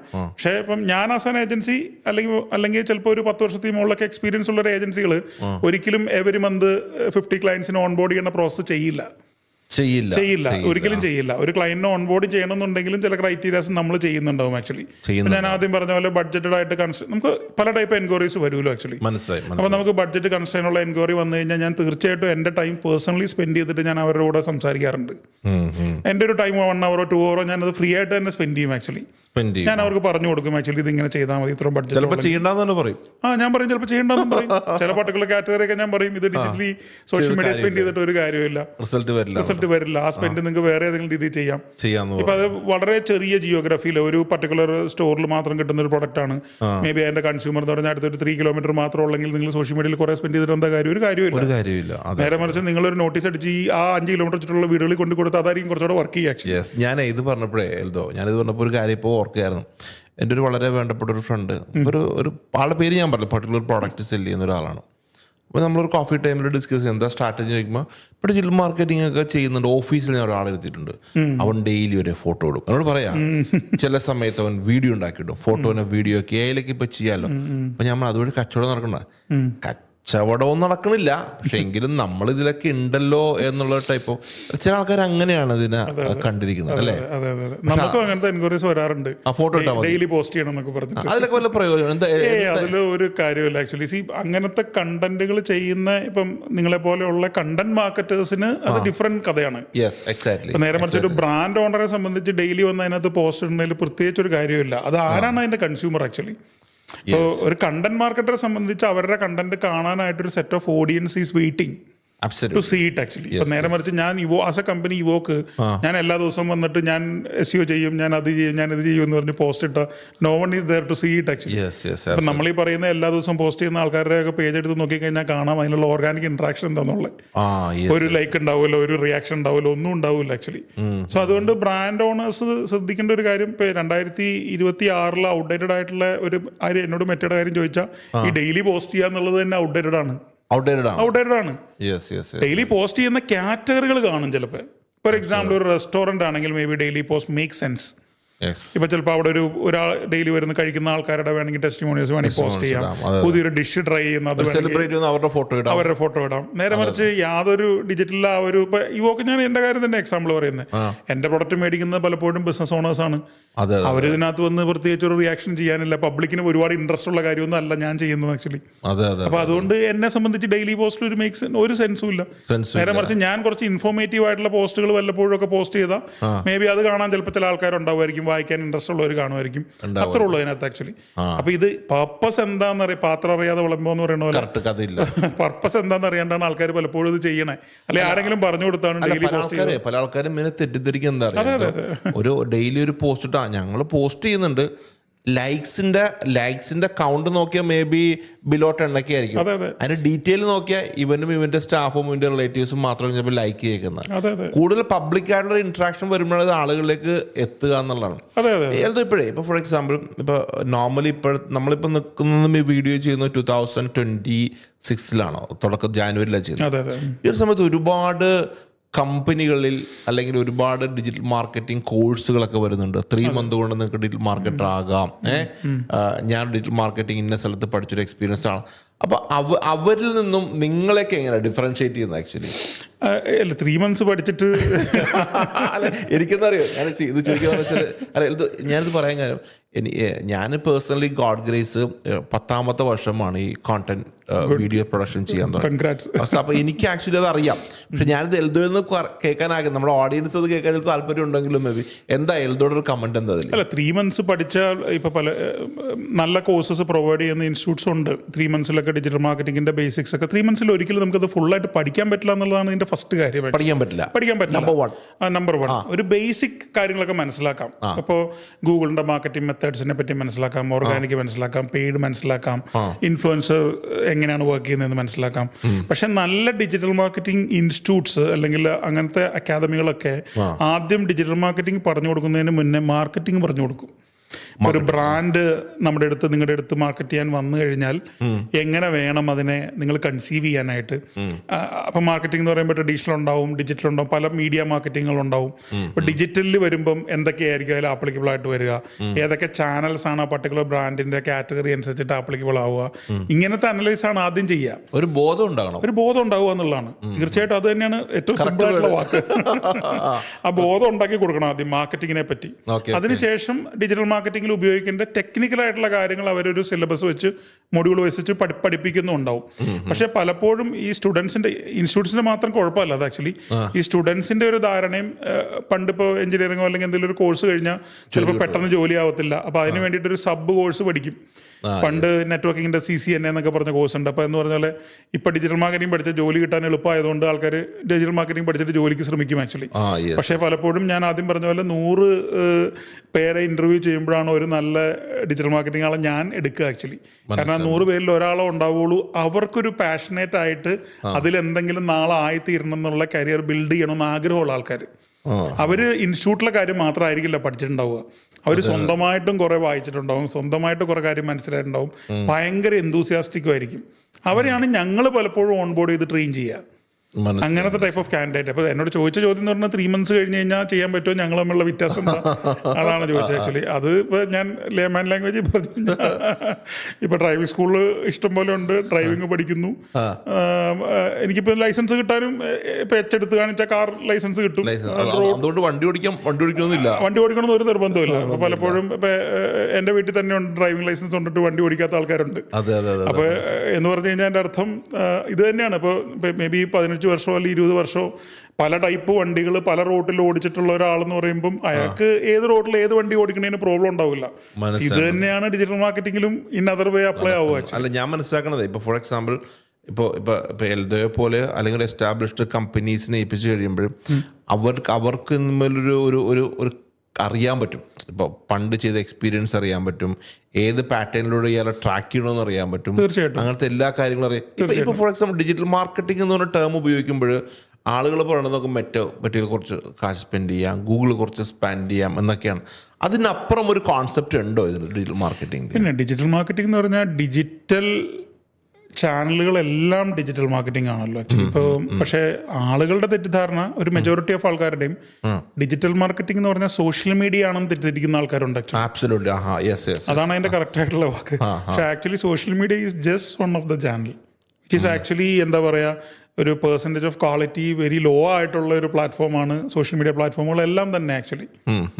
നേരെ മറിച്ച് പണ്ട് തൊട്ടേ ലെജൻഡറി ആയിട്ട് പെർസെൻറ്റേജ് ഓഫ് കൺവേർഷൻസ് കൂടുതലുള്ളതുമായിട്ടുള്ള ഗൂഗിൾ പോലത്തെ മേജർ ആയിട്ടുള്ള പ്ലാറ്റ്ഫോമുകളുണ്ട്. ഇപ്പം പക്ഷേ AI വന്നതോട് കൂടിയിട്ട് AI also taking A large chunk of search. ഇപ്പോൾ പണ്ട് എന്ന് പറയുമ്പോൾ ഇപ്പോൾ ഗൂഗിളിൻ്റെ എനിക്ക് തോന്നുന്നത് 70% ടോട്ടൽ വേൾഡിൽ വരുന്ന സെർച്ചിന്റെ ക്യാരി ചെയ്യുന്നത് ഗൂഗിൾ 70% ആണ്. 30% പല സെർച്ച് എഞ്ചിനുകളുമാണ് ആക്ച്വലി. മേ ബി അതിനകത്ത് ബിങ് ഉണ്ടാവും, ChatGPT കാണും, ജെമിനൈ കാണും, അങ്ങനെ പല ടൈപ്പ് ഓഫ് സെർച്ച് എഞ്ചിൻസ് ഇപ്പോൾ പോകുന്നുണ്ട് ആക്ച്വലി. ഇപ്പോൾ ക്വസ്റ്റ്യൻ ഈസ് ആക്ച്വലി നമ്മൾ സോഷ്യൽ മീഡിയയിൽ മാത്രം ചെയ്തതുകൊണ്ട് മാത്രം ഡിജിറ്റൽ പൂർണ്ണമായി എന്ന് പറയാൻ പറ്റില്ല ആക്ച്വലി. ഇപ്പോൾ ഒരു എക്സാമ്പിൾ പറഞ്ഞാൽ നമ്മൾ ഒരു വാട്സാപ്പിൽ ഒരു ബ്രോഡ്കാസ്റ്റ് ലിസ്റ്റ് ഉണ്ടാക്കിയിട്ട് അതിനകത്ത് നമ്മളൊരു മെസ്സേജ് അയക്കുന്നത് പോലും in other words digital marketing. So digital marketing എന്ന് പറയുന്നത് ഒരു ഡിജിറ്റലി നമ്മൾ യൂസ് ചെയ്യുന്ന എല്ലാ സ്റ്റാറ്റസ് ഇടുന്ന പോലും അതെ അതുപോലും ഡിജിറ്റൽ മാർക്കറ്റിംഗ് ആണ്. സോ ഇതെല്ലാ കാര്യങ്ങളും നമ്മൾ കൺസിഡർ ചെയ്തിട്ട് 1, 2, 3 ചിലപ്പോൾ എല്ലാ കാര്യങ്ങളും ആസ് എൻ ഏജൻസി ചിലപ്പോൾ നമ്മൾ ചെയ്യില്ല. ഇപ്പോൾ ബ്രോഡ്കാസ്റ്റ് ഉണ്ടാക്കിയിട്ട് ചിലപ്പോൾ അത് ബിസിനസ് ഓണറോ അല്ല അവരുടെ മാർക്കറ്റിംഗ് ടീമായിരിക്കും അത് ചെയ്യണേ. ഡിജിറ്റലി എല്ലാ തരത്തിലും നമ്മൾ ക്ലയന്റിനെ എങ്ങനെയൊക്കെ അപ്രോച്ച് ചെയ്യാം എന്നുള്ള രീതിയിൽ മനസ്സിലാക്കി ആ എല്ലാ കാര്യങ്ങളും ചെയ്യുമ്പോഴാണ് ഡിജിറ്റൽ മാർക്കറ്റിംഗ് 360 പൂർണ്ണമാവുക. നമ്മൾ പലപ്പോഴും ആസ് എ കമ്പനി നമ്മൾ ആ കൺസൾട്ടേഷൻ ക്ലയന്റിന് കൊടുക്കും. അവരുടെ മാർക്കറ്റിംഗ് ടീമുമായിട്ട് നമ്മൾ കുറേ മീറ്റിംഗ്സ് ചെയ്യും. അപ്പോൾ ഇന്ന കാര്യങ്ങൾ അവർ ചെയ്യുന്നു. ഒരു എക്സാമ്പിൾ, ഞാൻ പേഴ്സണലി പല കമ്പനികളുടെയും ഈവൻ ലീഡ് ഹാൻഡിൽ ചെയ്യുന്ന ആൾക്കാരോട് പോലും ഞാൻ പേഴ്സണലി ഇൻട്രാക്ട് ചെയ്യാറുണ്ട്. കാരണം എന്താ വെച്ച് കഴിഞ്ഞാൽ നമ്മൾ as any digital marketing company 50% of the വർക്കാണ് നമുക്ക് അതിനകത്ത് ചെയ്യാൻ പറ്റുള്ളൂ. അത് ലീഡ് കൊണ്ടുവരിക, ക്വാളിഫൈഡ് ലീഡ് കൊണ്ടുവരിക എന്നുള്ള ഒരു കാര്യം മാത്രം ചെയ്യാൻ പറ്റും. കൺവേർഷൻ അവർ നടത്തണം. പലപ്പോഴും അത് ഫെയിൽ ആവണം ഞാൻ കണ്ടിട്ടുണ്ട് ആക്ച്വലി. അതിന്റെ ഏറ്റവും വലിയ റീസൺ എന്ന് പറയുന്നത് 100% അത് പ്രോപ്പർലി ട്രെയിൻഡ് അല്ലാത്ത കസ്റ്റമർ സർവീസ് ഇരിക്കുന്നതുകൊണ്ടാണ് പലപ്പോഴും കൺവേർഷൻ പെർസെൻറ്റേജ് കുറയുന്നത്. അല്ലെ അവർ ഭയങ്കര ബ്ലൈൻഡ് ആയിരിക്കും. അതിന്റെ കാരണം എന്ന് പറഞ്ഞാൽ ചിലപ്പോൾ കമ്പനി ആ വിഷൻ അവരിലേക്ക് ട്രാൻസ്ഫർ ചെയ്ത് കൊടുത്തിട്ടുണ്ടാവില്ല, ആ ഒരു സംഭവം കൊടുത്തിട്ടുണ്ടാവില്ല. ഇപ്പോൾ why they are in this company എന്നുള്ള അവരൊരു മെഷീൻഡ് ആയിരിക്കും. ഇപ്പോൾ ഫസ്റ്റ് ഒരു മെസ്സേജ് വരുന്നു, എക്സാമ്പിള് ഞാൻ എ ചോദിക്കുന്നു, അപ്പോൾ നമ്മുടെ കയ്യിൽ എ ഇല്ലെങ്കിൽ ഉടനെ തന്നെ പറയുന്നു no we are not selling A, may be we have B and C, that these people will not sell. നേരെ മറിച്ച് ഇവർ പറയുകയാണ് sorry sir we A is not available but we have option for B and C എന്ന് പറയുമ്പോഴാണ് client is interested. ഞാനൊരു one of the example പറഞ്ഞാണ്. അതായത് sale കൊണ്ടുവന്ന് ലീഡ് ക്വാളിഫൈഡ് കൊണ്ടുവന്ന് എത്തിച്ച ശേഷം കൺവേർട്ട് ആക്കുക എന്നുള്ള ജോബ് ശരിക്കും അത് ക്ലയന്റ് സൈഡിൽ അവരെ സെയിൽസ് ടീം ചെയ്യേണ്ട ജോബാണ് ആക്ച്വലി, അല്ലെ അവരുടെ കസ്റ്റമർ സർവീസ് ചെയ്യേണ്ട ജോബാണ്. ഈ പലപ്പോഴും സംഭവിക്കുന്ന ഒരു ഡിജിറ്റൽ മാർക്കറ്റിംഗ് കമ്പനിക്ക് ഇതൊന്നും ശരിക്കും മനസ്സിലാക്കേണ്ട ആവശ്യമില്ല. എന്നോട് ചോദിച്ചാൽ ഒരു കാര്യമില്ല, നമുക്ക് കൊടുത്താൽ മതി. നമുക്ക് റിപ്പോർട്ട് കൊടുക്കുമ്പോഴും പറഞ്ഞാൽ മതി സാറേ ഞാൻ ഇത്ര ലീഡ് കൊണ്ടുവന്നിട്ടുണ്ട്, ഞാൻ ഇത്ര ട്രാഫിക് കൊണ്ടുവന്നിട്ടുണ്ട്, അല്ലെങ്കിൽ ഇത്രയും കീവേഡ് സെർച്ച് ചെയ്യുമ്പോൾ സാറിന്റെ വെബ്സൈറ്റ് ലിസ്റ്റ് ആവുന്നുണ്ട്. എന്നെ സംബന്ധിച്ച് ഞാൻ നിങ്ങൾക്ക് പറഞ്ഞേക്കുന്ന സ്കോപ്പ് ഞാൻ അച്ചീവ് ചെയ്തിട്ടുണ്ട്. പക്ഷേ ഞാൻ ആസ് എ കമ്പനി ഞാൻ ആസ് എ പേഴ്സൺ ഞാൻ കുറച്ചും കൂടെ എൻ്റെ വഴിയിൽ വിശ്വസിക്കുന്ന ആളാണ് ആക്ച്വലി. അപ്പം എൻ്റെ അടുത്ത് ഒരാള് ബിസിനസ്സുകാരൻ എൻ്റെ അടുത്ത് വരുന്നത് തീർച്ചയായിട്ടും അയാളുടെ ബിസിനസ്സിന് ഗ്രോത്ത് കിട്ടുക എന്ന് വേണ്ടിയിട്ടാണ്. അപ്പൊ അയാൾക്ക് കാശ് കിട്ടണം തീർച്ചയായിട്ടും. അതുണ്ടാവണം എന്നുണ്ടെങ്കിൽ തീർച്ചയായിട്ടും ഞങ്ങളിത് ചെയ്യുന്നത് കൊണ്ട് മാത്രം ഉണ്ടാവില്ല. 50% ഓഫ് ദ തിങ് അവരുടെ സൈഡിലും ചിലപ്പോൾ ചില ഫിക്സസ് ചെയ്യേണ്ടി വരും. ഇപ്പൊ എൻ്റെ അടുത്ത് വരുന്ന എല്ലാവരുടെയും കാര്യമല്ല, ചിലർ ചിലപ്പോൾ ഒരു ഈഗോയിസ്റ്റിക് ആയിട്ടുള്ള ആൾക്കാരാണ്, ചിലപ്പോൾ അതൊന്നും കേൾക്കത്തില്ല. പക്ഷേ അല്ലാത്ത ആൾക്കാരുടെ അടുത്ത് നമുക്ക് ഓപ്പൺ ആയിട്ട് സംസാരിക്കാൻ പറ്റുന്നവരുടെ അടുത്ത് നമ്മൾ ഇതെല്ലാം പറയും. സാർ നമ്മളിങ്ങനെ ഇത് ചെയ്യണം, നമ്മൾ അത് ചെയ്യണം. ഇപ്പോൾ ഒരു എക്സാമ്പിൾ ലീഡ് വന്നു കഴിഞ്ഞാൽ നമ്മളിപ്പോൾ ഓംനി ചാനൽ ഓട്ടോമേഷൻ എന്നൊക്കെ പറയുന്ന സാധനം ഞാൻ എല്ലാവരെ കൊണ്ടും ചെയ്യിക്കുന്നുണ്ട് ആക്ച്വലി. ചെയ്യിക്കുന്നുണ്ട് കാരണം എന്താണെന്ന് വെച്ചാൽ മാനുവലായിട്ട് it is limited where the AI can do lot of things. ഒരു ഫസ്റ്റ് ഒരു മെസ്സേജ് വന്നു, നമ്മളിപ്പോൾ സാറ്റർഡേ സൺഡേ അവധിയുള്ള ഒരു കമ്പനിയാന്നിരിക്കട്ടെ, ചിലപ്പോൾ കസ്റ്റമർ സർവീസ് ചിലപ്പോൾ റെസ്പോണ്ടേ ചെയ്യില്ല സൺഡേ, ബിക്കോസ് നമ്മൾ ഓഫീസിലില്ല. വേറെ system can automatically answer to the client. കാരണം ആട് നമ്മൾ ഞായറാഴ്ച നിർത്തി വെക്കുന്നില്ലല്ലോ, ആഡ് ഈസ് കണ്ടിന്യൂസ്ലി റണ്ണിങ്. അല്ലെങ്കിൽ ഇപ്പോൾ ഒരു ഇ കോമേഴ്സ് ആണ്, ഇ കോമേഴ്സിൽ വരുന്ന ഒരു കസ്റ്റമർക്ക് ഇപ്പോൾ ഞാൻ കുറേ ക്ലോത്തിങ് സ്റ്റോറുകൾ ഇ കോമേഴ്സ് ചെയ്തിട്ടുണ്ട് ആക്ച്വലി. അപ്പോൾ ഈ ക്ലോത്തിങ് സ്റ്റോറിനകത്തൊക്കെ ഏറ്റവും കൂടുതൽ കസ്റ്റമർക്ക് മേടിക്കുന്നതിന് മുന്നേ കൺഫ്യൂഷൻസ് ഉണ്ടാവും, പ്രത്യേകിച്ചും കസ്റ്റമൈസ്ഡ് ഒക്കെ ആണെങ്കിൽ. സൈസ് കൺസേൺ ഉണ്ടാവാം, കളർ കൺസേൺ ഉണ്ടാവാം, കസ്റ്റമൈസേഷൻ കൺസേൺ ഉണ്ടാവാം. സോ ഈ കൺസേൺ ഒക്കെ മാനുവലായിട്ട് ഒരു 10 സ്റ്റാഫ് ഇരിക്കുന്ന സാധനം നമുക്ക് ഓംനി ചാനൽ വെച്ച് ചെയ്ത് കഴിഞ്ഞാൽ ചിലപ്പോൾ ഒരു 1-2 സ്റ്റാഫ് മതി വെച്ച് പിന്നെ ഹാൻഡിൽ ചെയ്യാനായിട്ട് ആക്ച്വലി. കാരണം AI will answer 99% of the questions. നമ്മൾ ഡയറക്റ്റ് വന്ന് pink I need a pink dress എന്ന് പറഞ്ഞു കഴിഞ്ഞാൽ ഇ കോമേഴ്സിലെ ഇൻവെന്ററി പോയിട്ട് പിങ്ക് ഡ്രസ് എല്ലാം എടുത്ത് കാണിക്കും. Now I am saying that pink ഡ്രസ്സിൽ എനിക്ക് ഇന്ന യെല്ലോ ബോർഡറുള്ള വേണം, then they will tell that ഇന്ന പ്രൊഡക്റ്റ് ഞങ്ങളിലുണ്ട്, ഇന്ന സൈസ് ഉണ്ടോ, we have this size. So അത് കുറച്ചുകൂടെ ട്രെയിൻഡ് ആണ് ആക്ച്വലി. പക്ഷെ ഞാൻ പറഞ്ഞ ഈ 360 ലെവലിൽ ഒരു ബിസിനസിന്റെ സക്സസ് ആഗ്രഹിച്ചാൽ മാത്രമാണ് ആക്ച്വലി ഡിജിറ്റൽ മാർക്കറ്റിംഗ് നമുക്ക് എഫക്റ്റീവ്ലി ചെയ്യാൻ പറ്റുള്ളൂ. നേരെ മറിച്ച് എന്താന്ന് വെച്ചാൽ എനിക്കിപ്പോ ബിസിനസ് കിട്ടി, ഞാനൊരു അത്യാവശ്യം സർവീസ് ബില്ലിംഗ് അടിക്കുന്നുണ്ട്, ഞാൻ പറഞ്ഞ സ്കോപ്പ് അച്ചീവ് ചെയ്യുന്നുണ്ട്. 3 months കഴിഞ്ഞിട്ട് ഇവരെൻ്റെ അടുത്ത് പറയുവാണ് ആക്ച്വലി എന്തോ ഞാൻ ഇത്രയും പൈസ പേ ചെയ്തല്ലോ, എനിക്കെന്താ. So I can show all the reports. Sir ഞാൻ പറഞ്ഞ ഈ സ്കോപ്പാണ്, സാറിന് ഇതെല്ലാം കിട്ടിയിട്ടുണ്ട്, പക്ഷെ എൻഡ് ഓഫ് ദ ഡേ ചിലപ്പോൾ ബിസിനസ് വളർന്നിട്ടുണ്ടാവില്ല. ഉണ്ടാവില്ല. അതിന്റെ റീസൺ എന്ന് പറയുന്നത് പലപ്പോഴും അവരുടെ ഇൻഹൗസ് സെറ്റപ്പ് ചിലപ്പോൾ റോങ് ആയിരിക്കും. ഈ കസ്റ്റമർ സപ്പോർട്ട് മാത്രമായിരിക്കില്ല, സെയിൽസ് പ്രോസസ് റോങ് ആയിരിക്കാം, പ്രൊഡക്റ്റ് റോങ് ആയിരിക്കാം, പ്രൈസിങ് റോങ് ആയിരിക്കാം, പല ഫാക്ടേഴ്സ് ഉണ്ടാവും. എന്നിട്ട് പരിചരണം മൊത്തം നിങ്ങൾ ചെയ്തിട്ട് കച്ചവടം ഇല്ല. അതെ, അത് ഒരു ഈഗോ ഇല്ലാത്തൊരു ക്ലയന്റ് ആണെങ്കിൽ, നമ്മുടെ അടുത്തുള്ള ഒരു 99% ഓഫ് ദ ക്ലയന്റും നല്ല ക്ലയൻസ് ആണ്. ആക്ച്വലി നമ്മൾ പറയുന്നത് വാല്യൂ ചെയ്യുന്ന ക്ലയൻസ് ആണ്. സോ അതിന്റെ അർത്ഥം ഞാനത് ആദ്യമേ തന്നെ പറഞ്ഞ് മനസ്സിലാക്കും, I'm here to help you. So I'm not here like നിങ്ങളുടെ ഈഗോ ഹേർട്ട് ചെയ്യാനല്ല ഞാൻ ഇരിക്കുന്നത്. ഇത് ശരിയല്ല കേട്ടോ, ഇത് നമുക്ക് ഇങ്ങനെ ചെയ്യണം എന്ന് പറഞ്ഞാൽ അത് മനസ്സിലാക്കും. എൽദോ നമുക്ക് അങ്ങനെ ചെയ്യാം എന്ന് പറഞ്ഞിട്ടുള്ള ബ്രാൻഡുകളാണ് എൻ്റെ കൂടെ കൂടുതലായിട്ടുള്ളത്. അതുകൊണ്ട് തന്നെ 8 വർഷത്തിൽ കൂടുതലുള്ള ക്ലയന്റ് ആണ് എൻ്റെ 70% ഓഫ് ദ ക്ലയൻസ്. 8 വർഷമായിട്ട് എൽദോക്ക് ഈസി ഡൂയിങ് വർക്കായിട്ടും ഒരു ചലഞ്ചിങ് ആയിട്ടുള്ള വർക്ക് ഏതൊക്കെയായിരുന്നു? ആക്ച്വലി ചലഞ്ചിങ് ഇഷ്ടം പോലെ ചലഞ്ചിങ് ഉണ്ട്. ഇപ്പോൾ റീസെന്റ് ഞാൻ എക്സാമ്പിൾ ഈ ന്യൂ ഇയറിൻ്റെ അന്ന് 31-ാം തീയതി ഒരു എക്സാമ്പിൾ ഞാൻ പറയാം. ഒരു ലീഡിങ് ആയിട്ടുള്ള ഒമാൻ ബേസ്ഡ് ഒരു ക്ലിനിക്ക്, ഡെന്റൽ ക്ലിനിക്കാണ് ആക്ച്വലി. അവരുടെ GMB ഗൂഗിൾ മൈ ബിസിനസ് സസ്പെൻഡായി. അത് ഏകദേശം ഒരു 2000 റിവ്യൂസ് ഉള്ള ഒരു ഗൂഗിൾ മൈ അക്കൗണ്ടാണ് ആക്ച്വലി. അത് ഒമാനിലെ നിന്നല്ല, GCCയിലെ ലാർജസ്റ്റ് ഡെന്റൽ ക്ലിനിക്കാണ്, GCCയിലെ തന്നെ. അവരാണ് ഇൻവിസലൈൻ എന്ന് പറയുന്നത് നമ്മുടെ ഡെന്റലിൻ്റെ ഒരു പ്രോഡക്റ്റ് ഉണ്ട് ആക്ച്വലി. നമ്മുടെ ക്ലിയർ അലൈനറാണ് ആക്ച്വലി. അത് വേൾഡിലെ ഏറ്റവും ടോപ്പ് അലൈനറാണ് ആക്ച്വലി. അതിൻ്റെ ഏറ്റവും ടോപ്പ് ടയർ പ്രൊവൈഡറാണ് അവർ ആക്ച്വലി. ആൻഡ് അവരിപ്പോൾ ഒരു ക്ലിനിക്കൊക്കെ എക്സ്പാൻഡ് ചെയ്ത് ആക്ച്വലി. അവരുടെ വിഷൻ എന്ന് പറയുന്നത് they want to be world's best dental clinic. നിലവിൽ വേൾഡിൽ ഏറ്റവും ബെസ്റ്റ് ഡെന്റൽ ക്ലിനിക് ഉള്ളത് ചെക്ക് റിപ്പബ്ലിക്കിലാണ് നിലവിൽ. It's not in US. എന്നുവെച്ചാൽ നിലവിലെ ഏറ്റവും ഞാൻ അതിന്റെ ഫിഗർ മറന്നു, എത്ര $1 ബില്യൺ അവരുടെ sales revenue monthly. We don't even believe ചെക്ക് റിപ്പബ്ലിക്കിലാണ് ഏറ്റവും വലിയ ഡെന്റൽ ക്ലിനിക് ഉള്ളത് വേൾഡിൽ. They want to become the world number 1. അങ്ങനെ ഇരിക്കുന്ന ഒരു ക്ലിനിക്കിന്റെയാണ് ഗൂഗിൾ മൈ ബിസിനസ് സസ്പെൻഡ് ആവണേ. അത് 31st സസ്പെൻഡ് ആവുന്നു. ന്യൂ ഇയറിനേക്ക് പോകുന്ന ഈവനിങ്ങിൽ മെയിൽ വരുന്നു. ഇപ്പൊ GMBയുടെ അഡ്മിൻ ആയിട്ടുള്ള എല്ലാ ആൾക്കാർക്കും മെയിൽ വരുമല്ലോ ഓട്ടോമാറ്റിക്കായിട്ട്. The fraction of second the doctor or may be clinic manage ചെയ്യുന്ന ആൾക്കാർ കോളിംഗ് ദ സ്റ്റാഫ്, നമ്മളത് മാനേജ് ചെയ്യണം, നമ്മുടെ ടീം ഉണ്ടല്ലോ, അവരെ വിളിക്കുന്നു. അവര് of course everyone will be panic. കാരണം ഈ ഇത്രയും നമ്പർ റിവ്യൂ ഉണ്ടാക്കാനായിട്ട് നല്ലോണം കഷ്ടപ്പെട്ടിട്ടുണ്ടാവും. പിന്നെ തീർച്ചയായിട്ടും ഓരോ ക്ലയന്റ് അടുത്ത് ചോദിക്കണം, മേടിക്കണം, പിടിക്കണം. അതൊരു പ്രോപ്പർലി പെർഫോം ചെയ്യുന്ന സാധനമാണ് ആക്ച്വലി. അപ്പോൾ അത്രയും ഇതുള്ളപ്പോൾ അത് പോയപ്പം everyone will be panic. So it's A very tough situation. In other വേ ചോദിച്ചാൽ നമുക്ക് അപ്പീൽ ചെയ്യാം സ്ട്രെയിറ്റ് ആയിട്ട്. ഇത് സസ്പെൻഡ് ആയി കഴിഞ്ഞാൽ അപ്പീൽ ചെയ്യാനുള്ള സൊല്യൂഷൻ ഉണ്ട്. You have solution. പക്ഷെ there is no guarantee that it will get back. കാരണം ഗൂഗിള് ഒരു മൊണോപ്പൊളി ആണല്ലോ. അവർക്കിപ്പോ എന്താണ് വയലേറ്റ് ചെയ്തെന്ന് അറിയാൻ പറ്റില്ല. നോ, അവർ വയലേറ്റ് ചെയ്തെന്ന് മാത്രമേ പറയൂ. എന്താണ് ആ അത് മറ്റേ പറയില്ലല്ലോ. പർട്ടിക്കുലർ റീസൺ സ്പെസിഫിക് ആയിട്ട് പറയില്ല. ഇപ്പൊ നമ്മൾ US വിസ റിജക്ട് ആയി കഴിഞ്ഞാൽ ഒരു കോമൺ സ്ലിപ്പിനകത്ത് പറയും,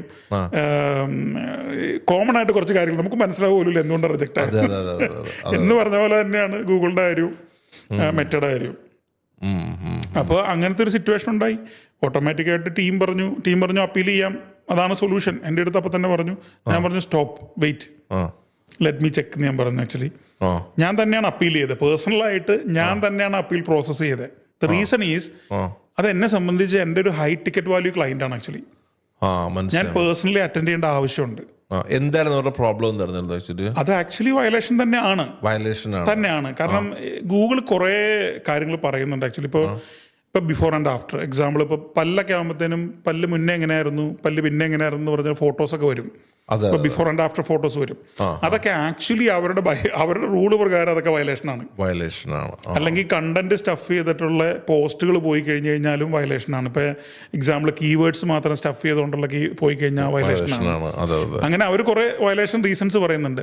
അപ്പൊ ഞാനത് മനസ്സിലാക്കാൻ വേണ്ടിയിട്ട് ഈ ഗൂഗിളിന്റെ US വർക്ക് ചെയ്യുന്ന, ഗൂഗിൾ മൈ ബിസിനസ്സിൽ US വർക്ക് ചെയ്യുന്ന കോണ്ടാക്ട് എനിക്കുണ്ട്. ഞാൻ ആദ്യം അവരെ കോണ്ടാക്ട് ചെയ്തത് ബിഫോർ അപ്പീൽ. അപ്പൊ അതാണ് ഞാൻ ഈ എക്സ്പീരിയൻസ് ഫാക്ടറിന്റെ കാര്യം എടുത്തു പറയണം actually. So I have supplies around the world. ഗൂഗിളിന്റെ എനിക്ക് പേഴ്സണൽ ആയിട്ട് തന്നെ ഗൂഗിൾ ആഡ്സിന്റെയും ഗൂഗിൾ മൈ ബിസിനസ്സിലൊക്കെ ഗൂഗിളിൽ തന്നെ വർക്ക് ചെയ്യുന്ന ആൾക്കാരായിട്ട് ഞാൻ കണക്റ്റഡ് ആണ് ആക്ച്വലി. അപ്പൊ അവർക്ക് ഞാൻ ഇത് ആദ്യം അയച്ചു കൊടുത്തു. അവരോട് ചോദിച്ചു ഇതിൽ എന്തൊക്കെ വയലേഷൻസാണ് വരാൻ ചാൻസ് ഉള്ളത്. അപ്പൊ അവർ പറഞ്ഞു ഇത് ഈ ഒരു പോയിന്റ്, ഒരു പോസ്റ്റ് മാത്രം വയലേഷൻ ഉണ്ടായിരുന്നു. അവർ പറഞ്ഞു യു വെയിറ്റ് എന്ന് പറഞ്ഞു. ദേ വിൽ ഓൾസോ ഹെൽപ്പ് എന്ന് പറഞ്ഞു. അവരുടെ സൈഡിൽ നിന്ന് ഒരു ടിക്കറ്റ് റേസ് ചെയ്തു ആക്ച്വലി. ഞാൻ ഇവിടെ നിന്ന് അപ്പീലും ചെയ്തു ആക്ച്വലി. Yes, ഒരു 24 hours കഴിഞ്ഞപ്പോൾ ഓട്ടോമാറ്റിക് ആയിട്ട് നിങ്ങളുടെ അപ്പീൽ അക്സെപ്റ്റ് ചെയ്തെന്ന് പറഞ്ഞിട്ട് ഓട്ടോമാറ്റിക് ആയിട്ട് GMB തിരിച്ചു വന്നു. അതിനുശേഷം എനിക്ക് തോന്നുന്നു ഒരു 48 to 72 hours കഴിഞ്ഞപ്പോൾ എല്ലാ കാര്യങ്ങളും നോർമലായി. ആക്ച്വലി ലൈവായി. ഇങ്ങനെ ചില കോംപ്ലിക്കേറ്റഡ് സിറ്റുവേഷനിലൂടെ ഒരു ഡിജിറ്റൽ മാർക്കറ്റ് കടന്നുകൊണ്ട് വരും. ഇത് ചിലപ്പോൾ അത്ര കോംപ്ലിക്കേഷൻ ആണോ എന്ന് ചോദിച്ചാൽ അല്ലാന്ന് വേണമെങ്കിൽ പറയാം. ഫോർ എക്സാമ്പിൾ നമ്മുടെ GMB പോയി നമ്മൾ ഇത് അപ്പീൽ ചെയ്ത് തിരിച്ചു കിട്ടുമായിരിക്കും. പക്ഷേ പ്രോബ്ലം ഈസ് ആക്ച്വലി ഈ പർട്ടിക്കുലർ ക്ലയന്റിന്റെ കാര്യമാണ്. ഇപ്പൊ ഇവോക്കിന്റെ GMB പോയി, എനിക്ക് മേ ബി 100 റിവ്യൂ അത്ര ആയിരിക്കും ഉണ്ടാവുമായിരിക്കുള്ളൂ. ഇറ്റ്സ് ഓക്കെ, മേ ബി അത് പോയാൽ നമ്മൾ വേറെ ലൊക്കേഷൻ ഉണ്ടാക്കാം, വി കൻ ഡു. പക്ഷേ 2000 മുകളിൽ റിവ്യൂ, അതും റിയൽ ജെനുവിൻ കസ്റ്റമർ റിവ്യൂ ഉള്ള പ്രൊഫൈലാണ്.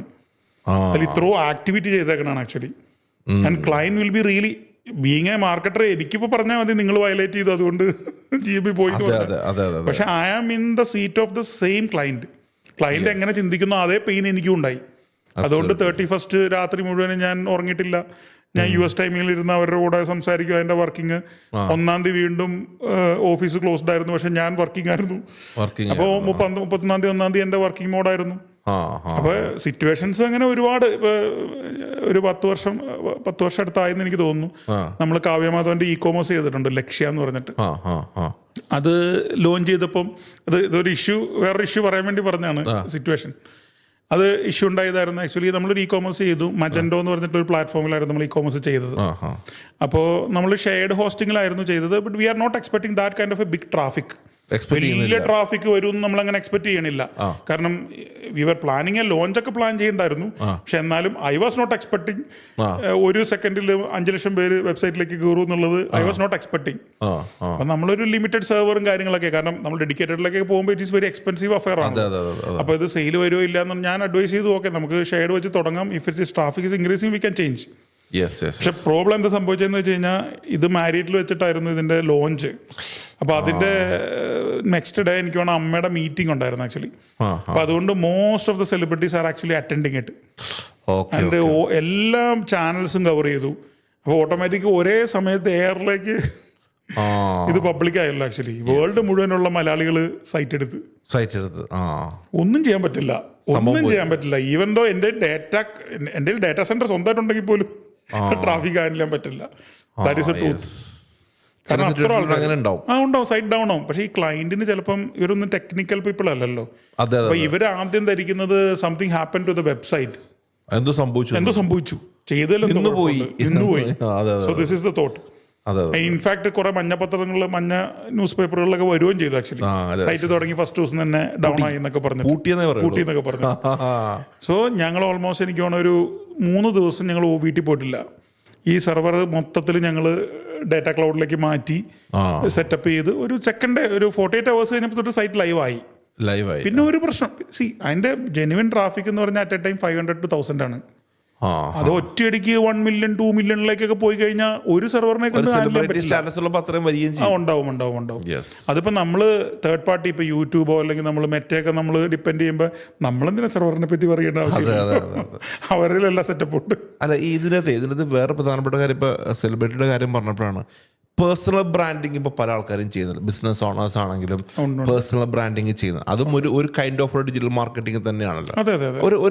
ഒരു ബ്രാൻഡ് ഓണർ ഒരു പേഴ്സണൽ ബ്രാൻഡിങ് ചെയ്യുന്നതിനെ കുറിച്ച് എന്താണ് എൽദോയുടെ ഒപ്പീനിയൻ? എന്താ ചെയ്യണം എന്ന് തന്നെയാണ് ഞാൻ പറയുക. അതിപ്പോൾ വേൾഡിലെ ഏറ്റവും ലീഡിങ് ഇപ്പോൾ ആപ്പിൾ ഉൾപ്പെടെയുള്ള ബ്രാൻഡ് എടുത്ത് നോക്കിയാൽ പോലും actually there is A person behind it and that person is also marketed. Apple എന്ന് പറയുമ്പോൾ നമ്മൾ ഇപ്പോൾ സ്റ്റീവ് ജോബ്സിനെയാണ് നമ്മൾ ഓർക്കണം.